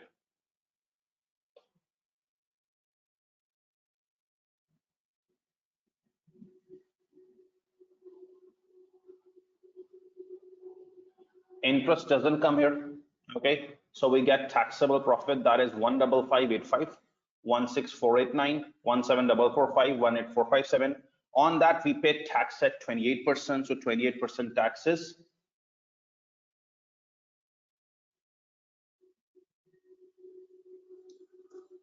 For 364, 4617, 4884, and 5168. Now, because of spreadsheet, all the formulas were feeded, so it is saving me a lot of time. Now, a very interesting thing is that one student messaged on WhatsApp group that Excel saves a lot of time, and it is very disadvantageous for paper-based students compared to Excel students. Now, I'm telling you a very interesting thing. Those students who are giving paper on Excel suddenly compared to paper-based, they want paper-based, and those who are giving on paper-based, they want Excel. So it's just a matter of your taste. Anyways, I have done till tax. If you have any problems till tax, please let me know. If you have any problems till tax, please let me know.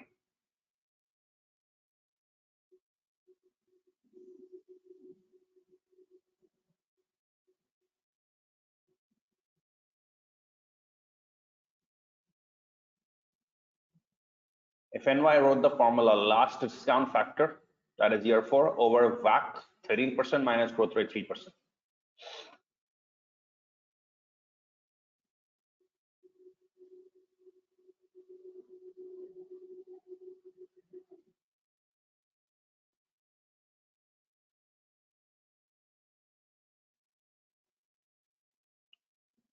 Maybe I wrote it here as well. Last discount factor over WACC minus G.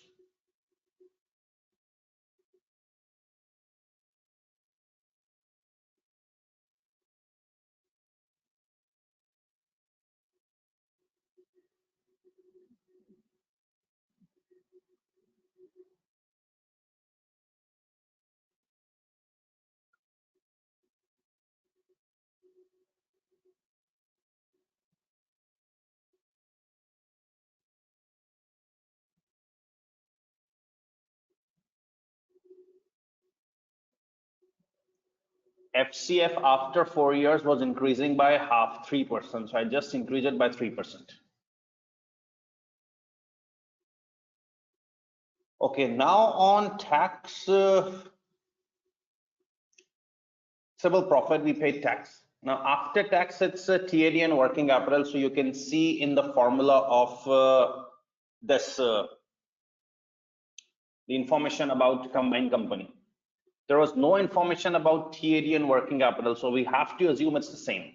There is no information about TAD and working capital, so we assume it's same. That's 0, 0. Investment in NCA. How do we get investment in NCA? The question stated,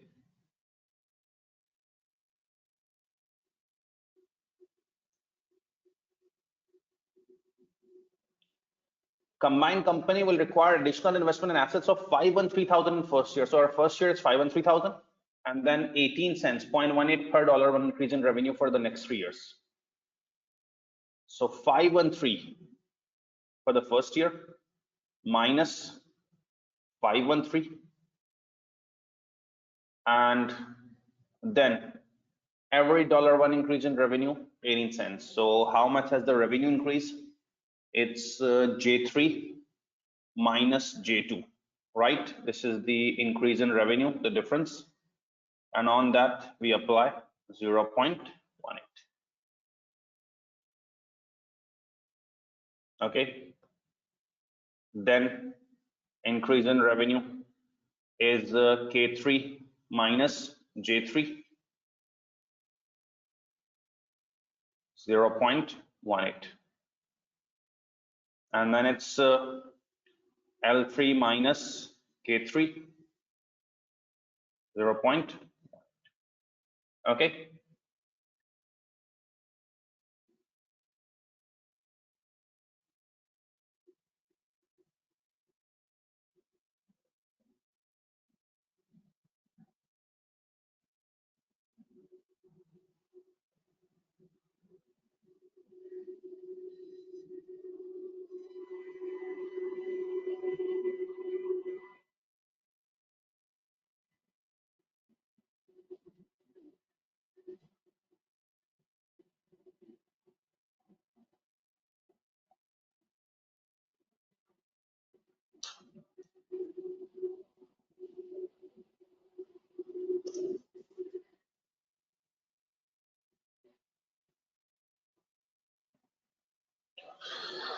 so till year 4 we got FCF, till year 4 we got FCF, and after year 4 the question states it is anticipated that after 4-year period. What does after 4-year means? 5 years. After 4-year means 5 years. Its free cash flow growth rate will be half the revenue growth rate. So half the revenue growth rate is, revenue is 5.8%, it's going to be 2.9%. So after 4-year periods means 5 to infinity, the growth rate will be half the revenue growth rate, 2.9%. This is what we got about FCF.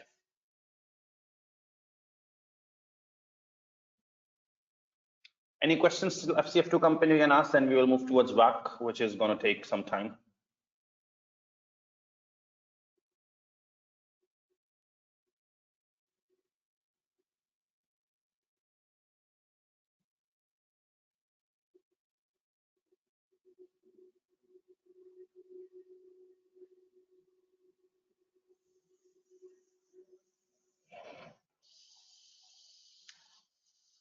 Sadapzara, I just read your message on WhatsApp group. So basically, this platform does not include complete Excel functions. Okay, so you won't have all Excel options available on this practice platform. So better practice on this platform.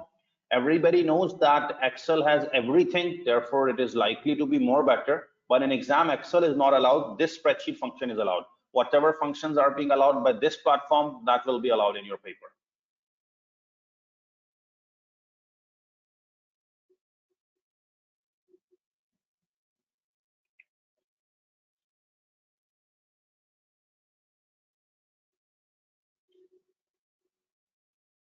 IFINWA, I haven't calculated anything in that. It's just the information of the question that after 4-year period, the revenue growth rate will be 3%. So after 4-year, I just increased the cash flow growth rate, sorry, not the revenue growth rate, but 3%. There is no calculation involved. It's just what question says.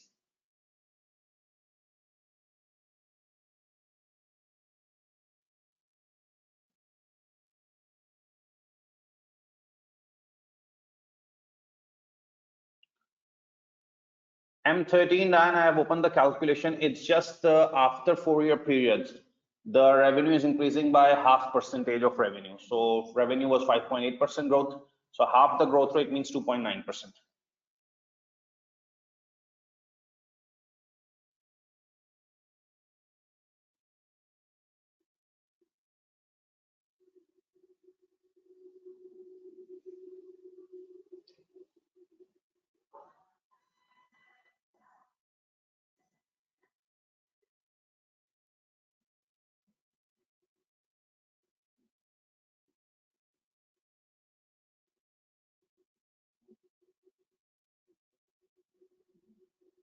It's the difference in revenues, if you will, like we did in the last further company question. The growth in revenues by taking the difference and multiplying by 18 cents, 0.18.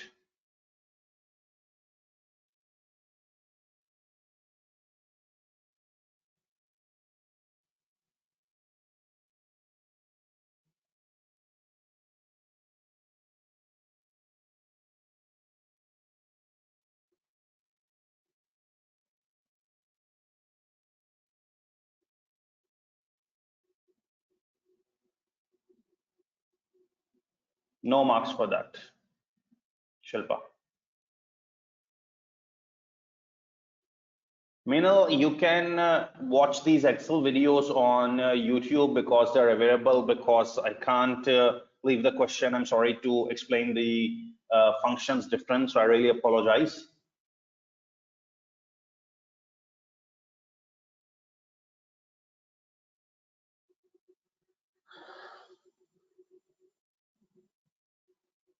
So now we have got the FCF2 company. We just need to discount it by the WACC. So what is the WACC here? Now you need to pay attention to WACC.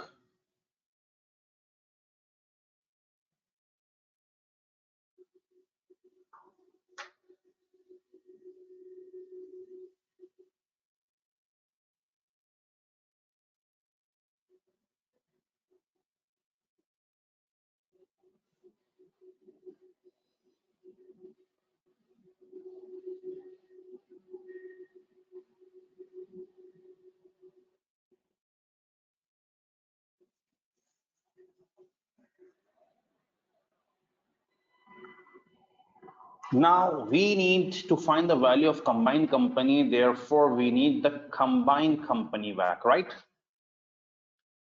We don't need the father's WACC or the pursuits WACC. We need the combined companies WACC. Okay, so let's see if the question is giving combined companies WACC.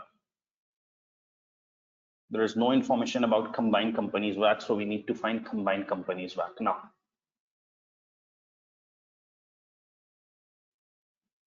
The equation of WACC is KE, cost of equity, into equity portion of the company, plus the after-tax cost of debt, KD1 minus T, into debt proportion of the company, right?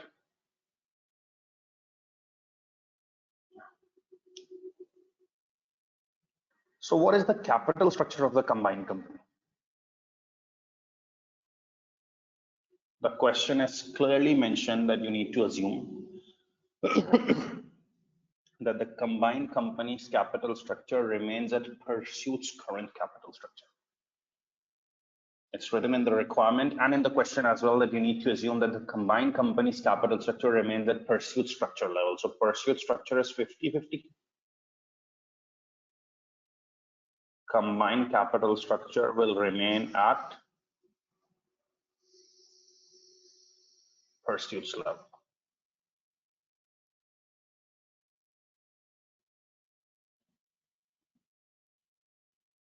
Okay, combined capital structure will remain at Pursuit's level. So 50-50. Now we need after-tax cost of debt and K. So it's written in the question that following the acquisition, it is expected that combined company will pay interest at 6.4%. So interest rate of combined company is 6.4%, the cost of debt. Make it after tax. Okay. Now finally you need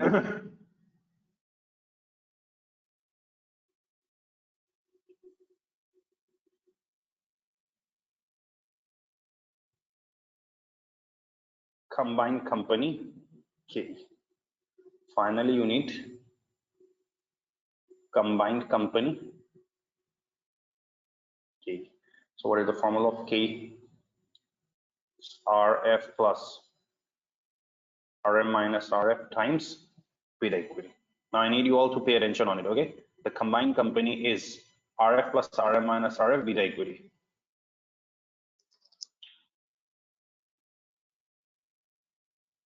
So what is the risk-free rate? The government base rate 4.5%. The premium 6%. Now you need beta equity. Beta equity of whom?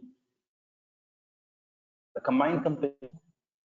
Obviously, you are doing everything for combined company. When you were calculating Fodder's WACC, you needed beta equity of Fodder. Pursuit, beta equity of Pursuit. But here you are using combined WACC, so you need everything for combined company. Combined capital structure was 50-50. Combined borrowing was 6.4%. You look at after tax. Combined K is RF plus RM minus RF beta equity. Okay. So what is the combined beta equity? If we go to the question, this is the information about combined company. There's no information about combined beta equity. But read this last line.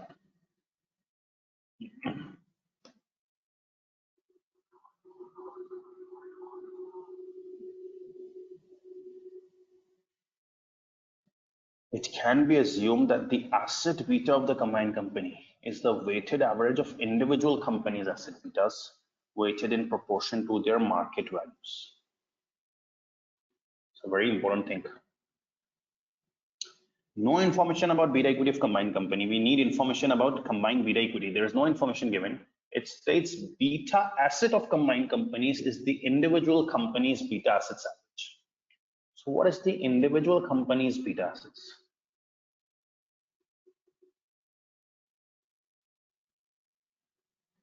So individual beta asset of Fodder is beta equity of Fodder is 1.53 and beta equity of Pursuit is 1.18.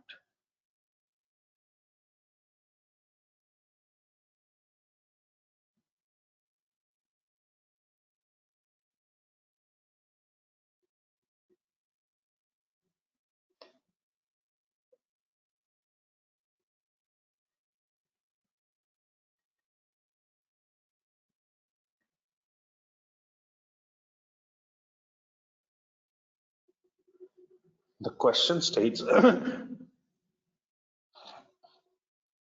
it can be assumed not the beta equity. Beta asset of combined companies is the weighted average of individual asset betas. Beta asset of combined company is the weighted average of individual beta assets. We don't have individual beta assets. We have individual beta equities. We don't have individual beta assets. We have individual beta equities. So we will first ungear them to get individual beta assets. You know the equation given in the formula sheet as well.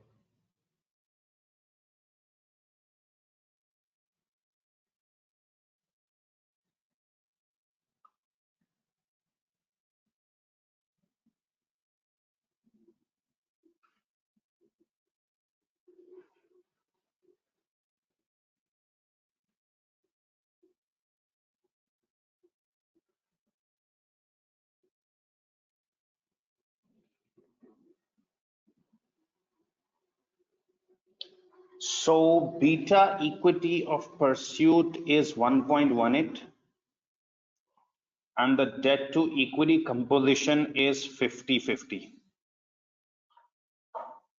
Right?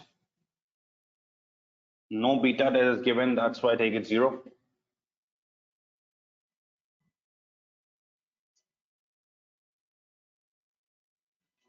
We will get beta asset.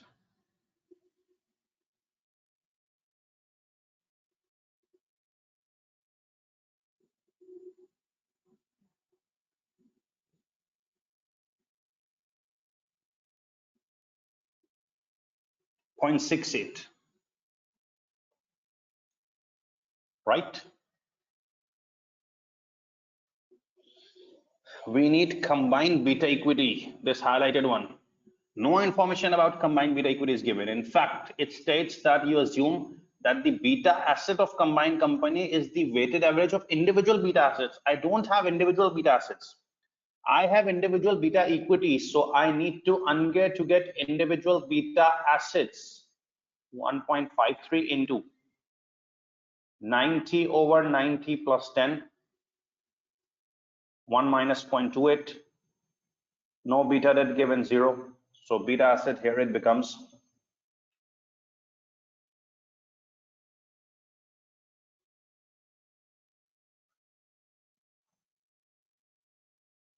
1.41. I've still not got the combined beta equity, but the question told me that you need to assume that the beta asset of combined company is the weighted average of individual beta assets. So I needed individual beta assets first. So here I had individual beta equities. I firstly ungeared them to get individual beta assets. Now you need to copy this so that I can move forward. And if you have any questions till individual beta assets, the first question, why I computed individual beta assets? It was written in the question that beta asset of combined company is the individual weighted average of beta assets. So I had beta equity of individuals. I computed beta assets of individuals. Copy this, and if you have any questions up till now.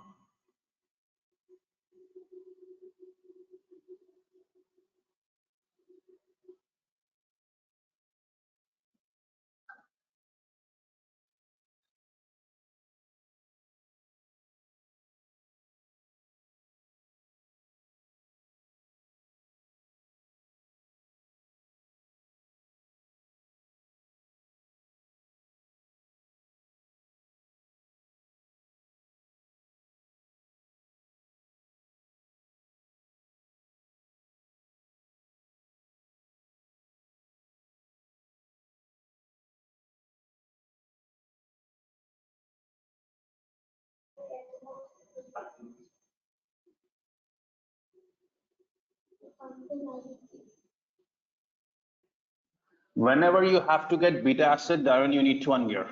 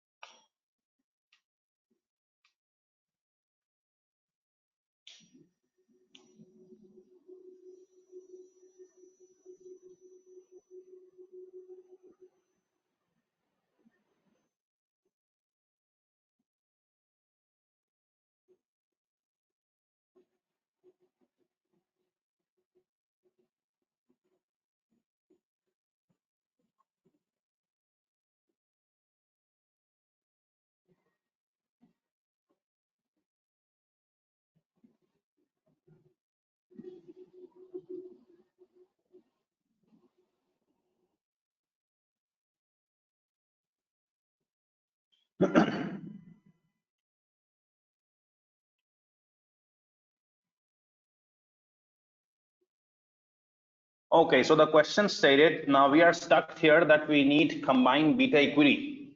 There was only information about combined beta asset, that combined beta asset of individual companies is the weighted average of individual beta assets. So I got individual beta asset. Now it states combined beta asset is weighted average of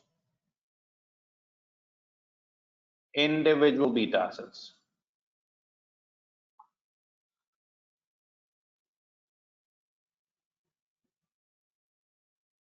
Combined beta asset is the weighted average of individual beta assets. Okay, so what are the individual beta assets? 1.41, 0.68. Combined beta asset is the weighted average of individual beta assets. See the question.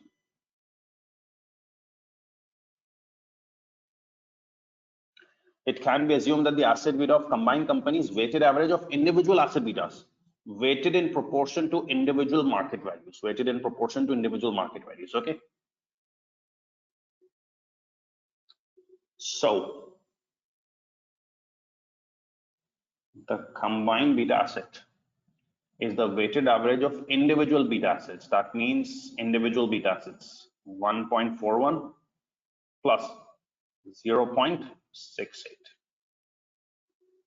Combined beta asset is the average, weighted average of individual beta assets.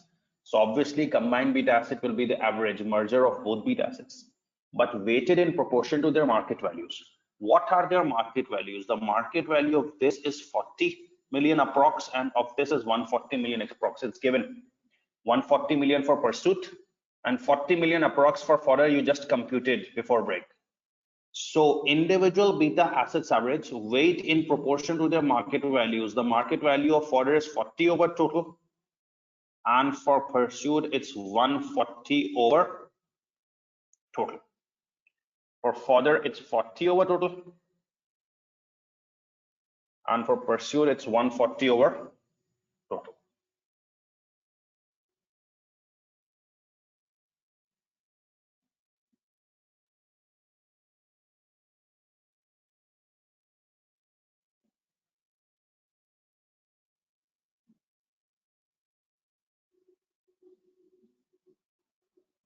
.84. This is the combined beta asset. Now I'm repeating it. How did I know I needed the individual beta asset? Now the question has to get combined beta asset, and it has only given one information, that the beta asset of combined company is the weighted average of individual beta assets. I didn't had individual beta assets. I first had individual beta equities.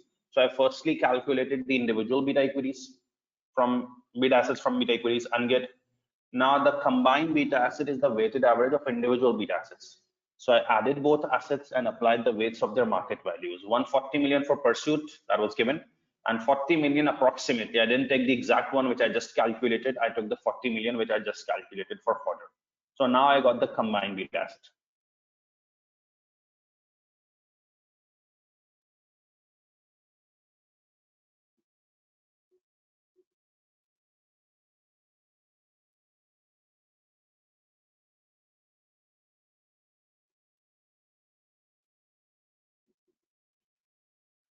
Any question on this combined beta asset? It's the weighted average. That means total of both, but just apply the weights of their individual market values.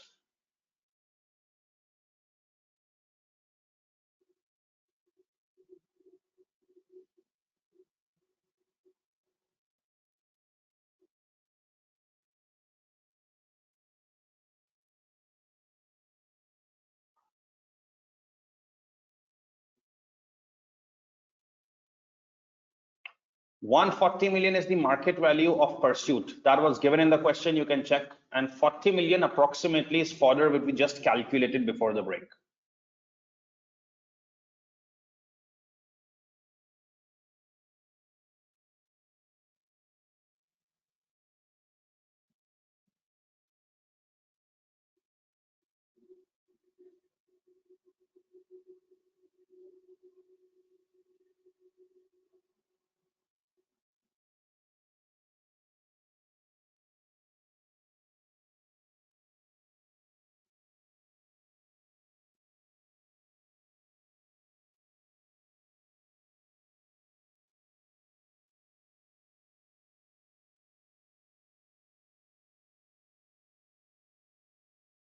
Yes, Almir, your question is right. If there is one mistake, you still get marks for the other parts if they are correct, or other steps if they are correct.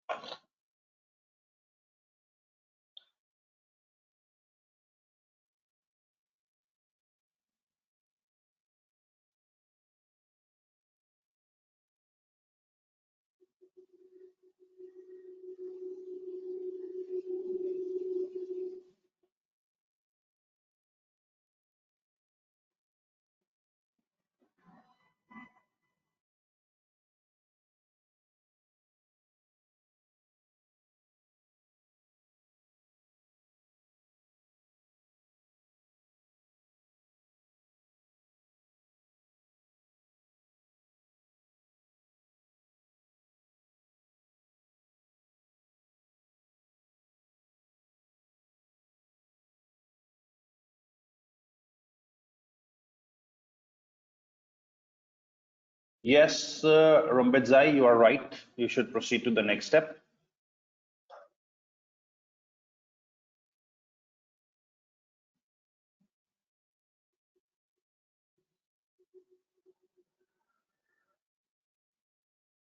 Amdi Fazlul, I only did this because it was stated by the question that beta asset of combined company is the weighted average of individual beta assets. So combined beta asset is the weighted average of both beta assets. weighted in proportion to their market values. The question told us that you need to weight them in proportion of market value. So just weight them in proportion of their market values, 140 and 40.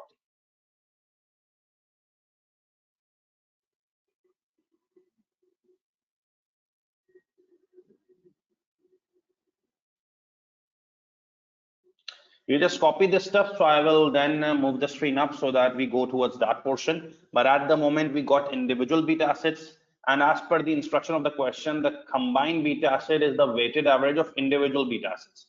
So we made it the weighted average of individual beta assets and applied the weights of market values.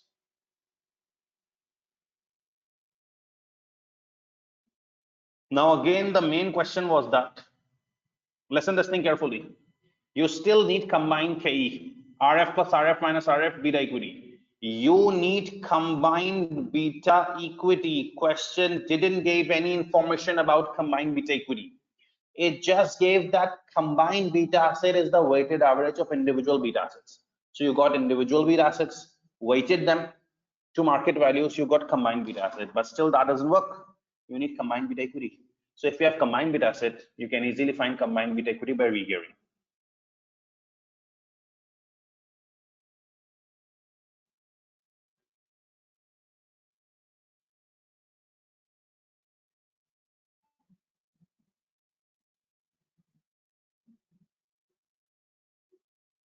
So you have combined beta asset, you need combined beta equity. Combined beta asset is 0.84, you need combined beta equity. And what is the capital structure of combined company?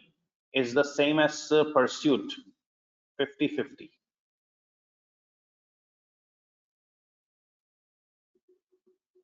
No beta that given 0. So from combined beta equity, combined beta asset, sorry, you get combined beta equity as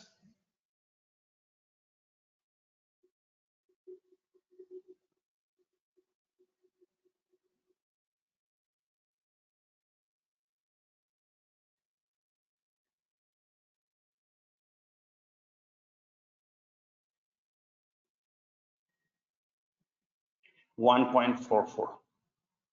And that's it. That's what was missing. The combined beta equity. We placed 1.44 here.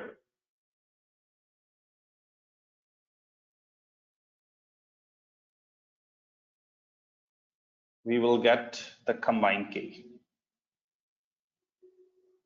13.17%. Here you get the combined K. And that was what was missing. We had the combined E and D, combined beta debt, but only combined K was missing. And for that, we have to perform a hell lot of calculations. We had no information about combined beta equity. So we found combined beta asset and then re-get it to get combined beta equity. Once we get combined beta equity, we get K.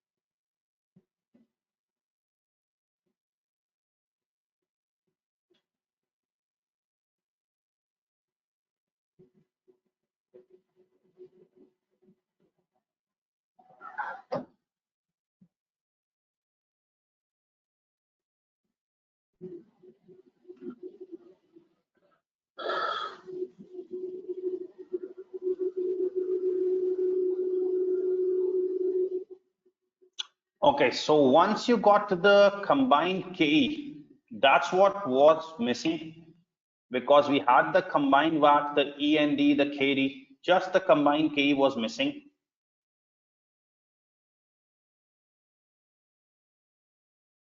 That was 13.17%, so we get the combined WAC as 9%.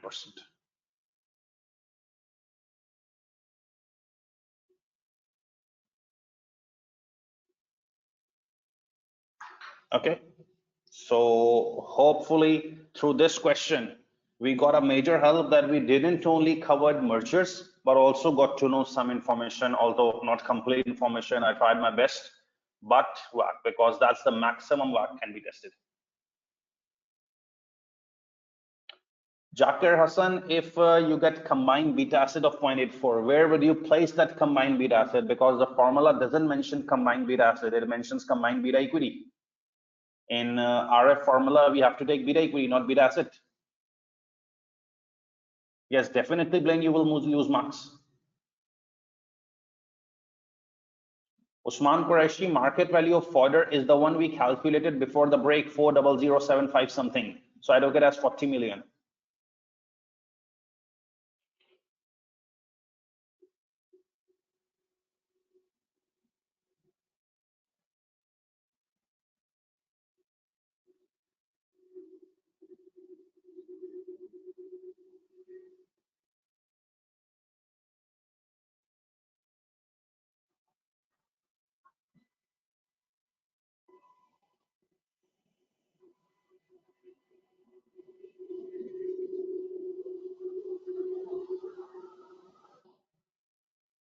It's 1.44.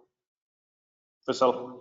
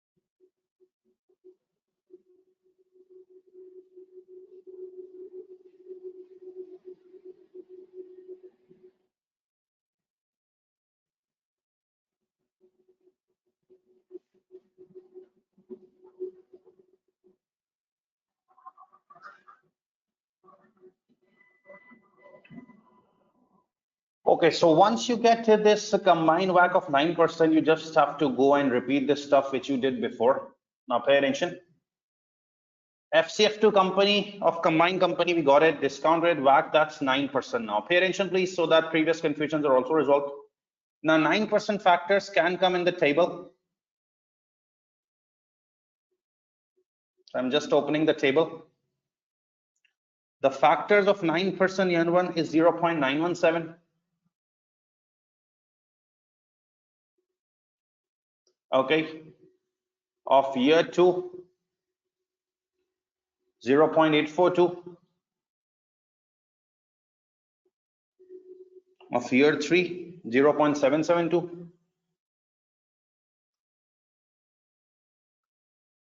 Of year four, 0.708. And again, 5 to infinity, last discount factor, 0.708.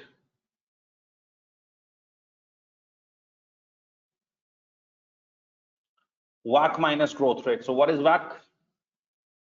9% minus growth. That is 0.029. Remember? 2.9%. 11.6. So this is what we got present values. We add them all, the present value of all future FCF.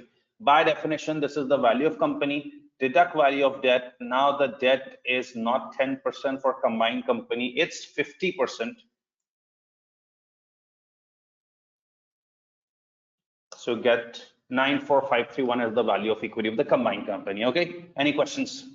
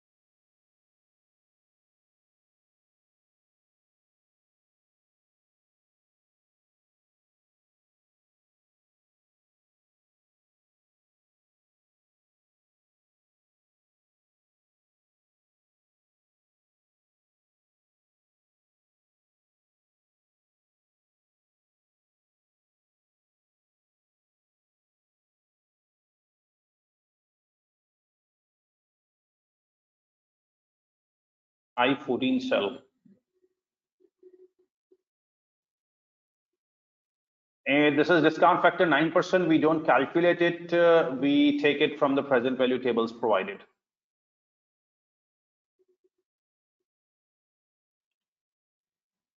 When since the last discount factor, the last year over WACC 9% minus growth 2.9%.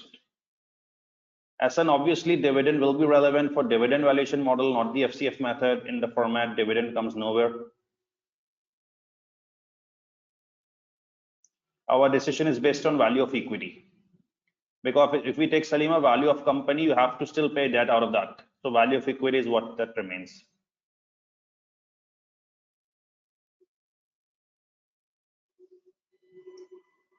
Winston, M14 is the last discount factor. And L14 over WACC 9% minus growth rate 2.9%.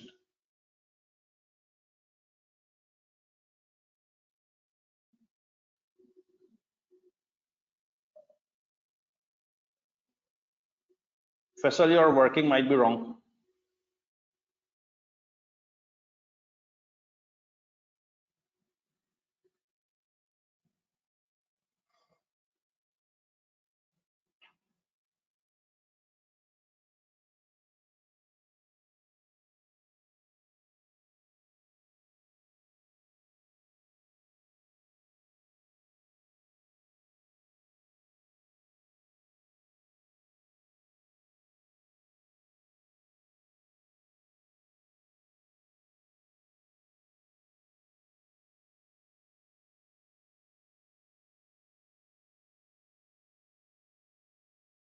So you are not using the calculator, all right? It's 0.708 over 0.09 minus 0.029. So you should place the denominator in bracket.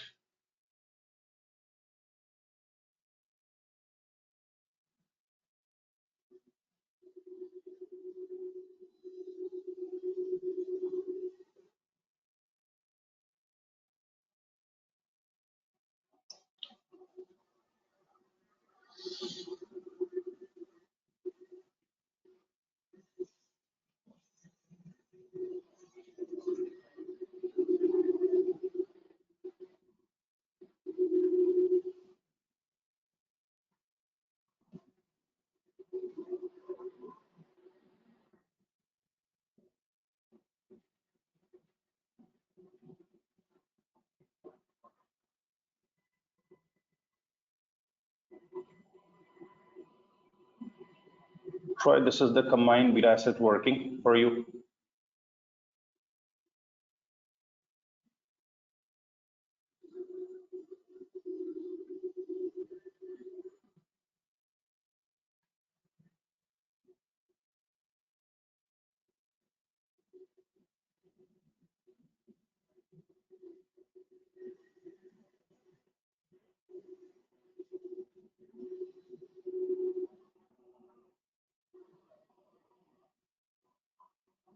Yes, Chakra, you have to. Yes, Salima, calculations come in appendix.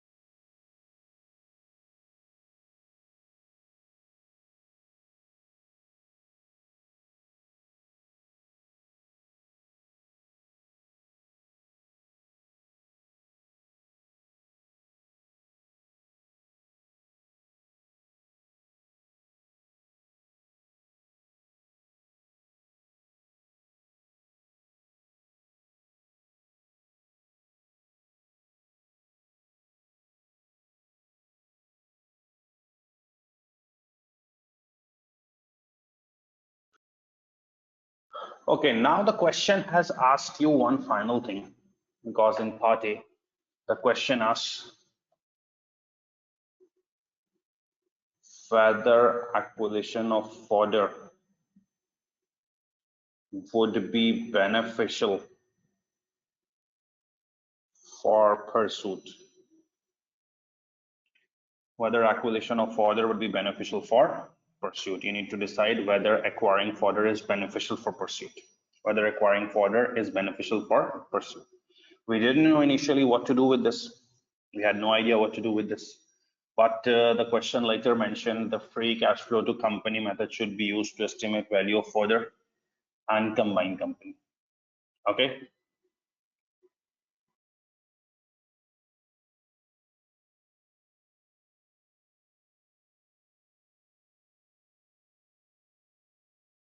So initially it said that the free cash flow to company method should be used to estimate value of fodder and the combined company.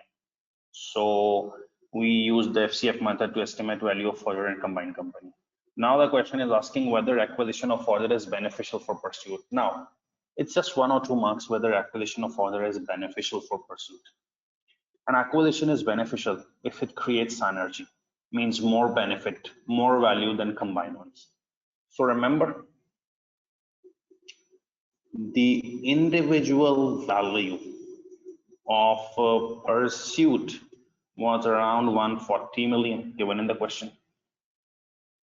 The individual value of fodder was not given, you calculated 40075 approximately 49. Okay, and combined company value you just calculated approximately 189 million. So see, the individual values are 140 and 40. After combining, it should be 180, but it's becoming 189. So is the acquisition creating some synergy? Yes.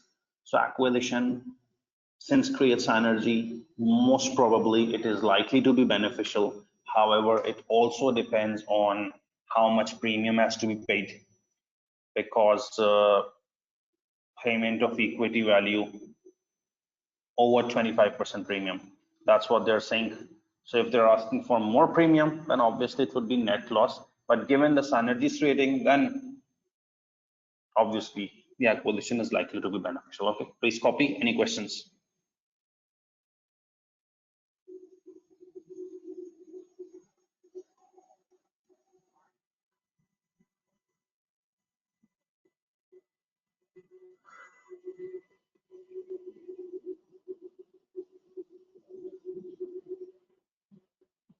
Yes, Shilpa, you're right in your question.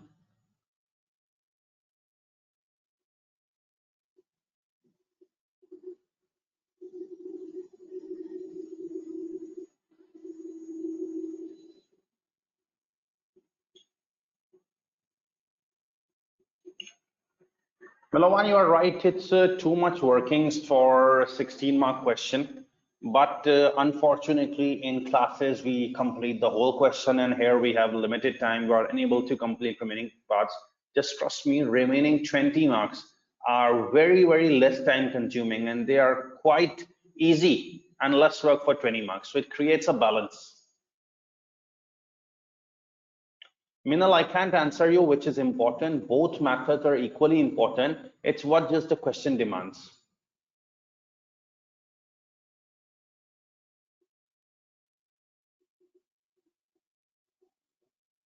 Almir, where is 38086? I am not getting where is 38086.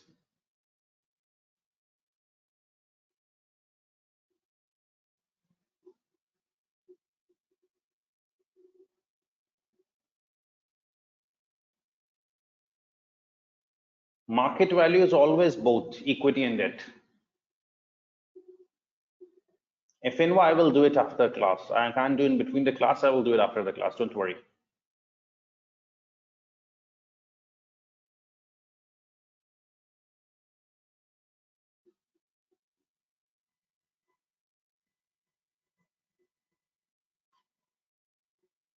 M14. Wait a minute, Jacker.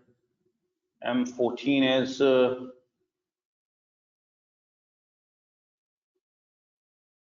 I've written the formula as well. It's the last year's discount factor over WACC minus growth rate.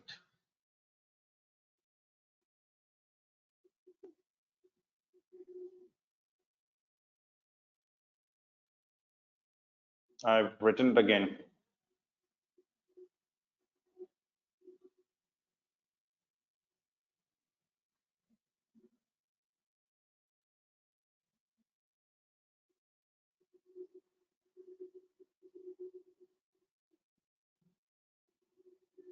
Yes, Mino, you can write the workings in Word as well.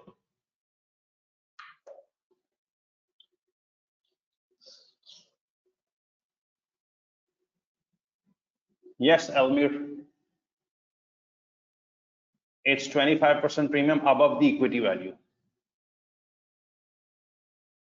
So you need to take the equity value, 94531, and 25% on that.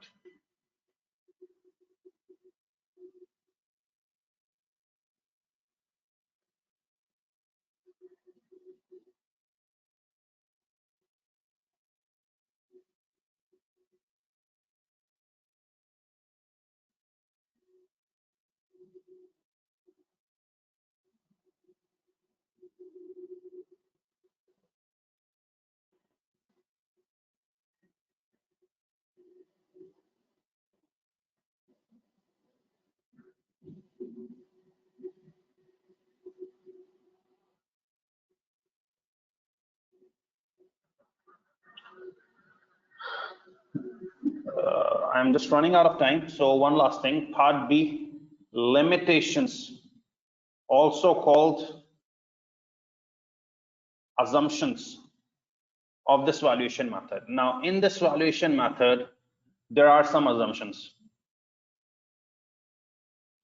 like cash flows are expected till perpetuity. And perpetuity means infinite number of years. You can't get the number of years. So cash flows continue till perpetuity. Tax rates are assumed constant.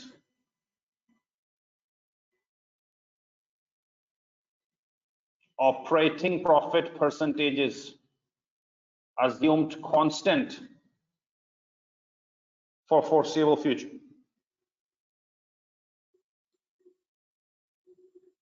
Combined beta asset weights on market values. See, it's written. Some assumptions are general, but some are given in the question. It can be assumed. See this highlighted thing? It can be assumed. Another thing, it can be assumed that TAD is equal to working capital. It's written in the question. It's assumption or limitation, TAD equals working capital. So some things are given, that it is assumed, just copy paste that.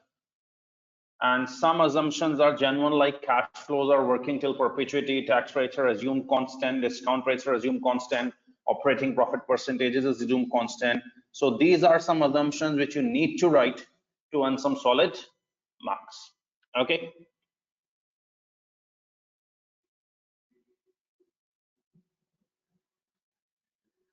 Jakir, the discount factor of annuity is the last discount factor. Last discount factor means year 4 factor.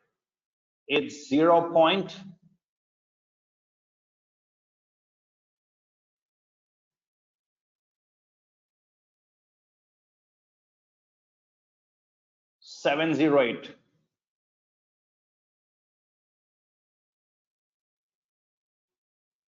So last discount factor over WACC. What is WACC? 9% minus growth rate 2.9%. This is how you get the answer. And if your calculating is producing wrong answer with it, you are not applying the formula correctly. This should come in bracket. So it's 0.708 over 6.1%.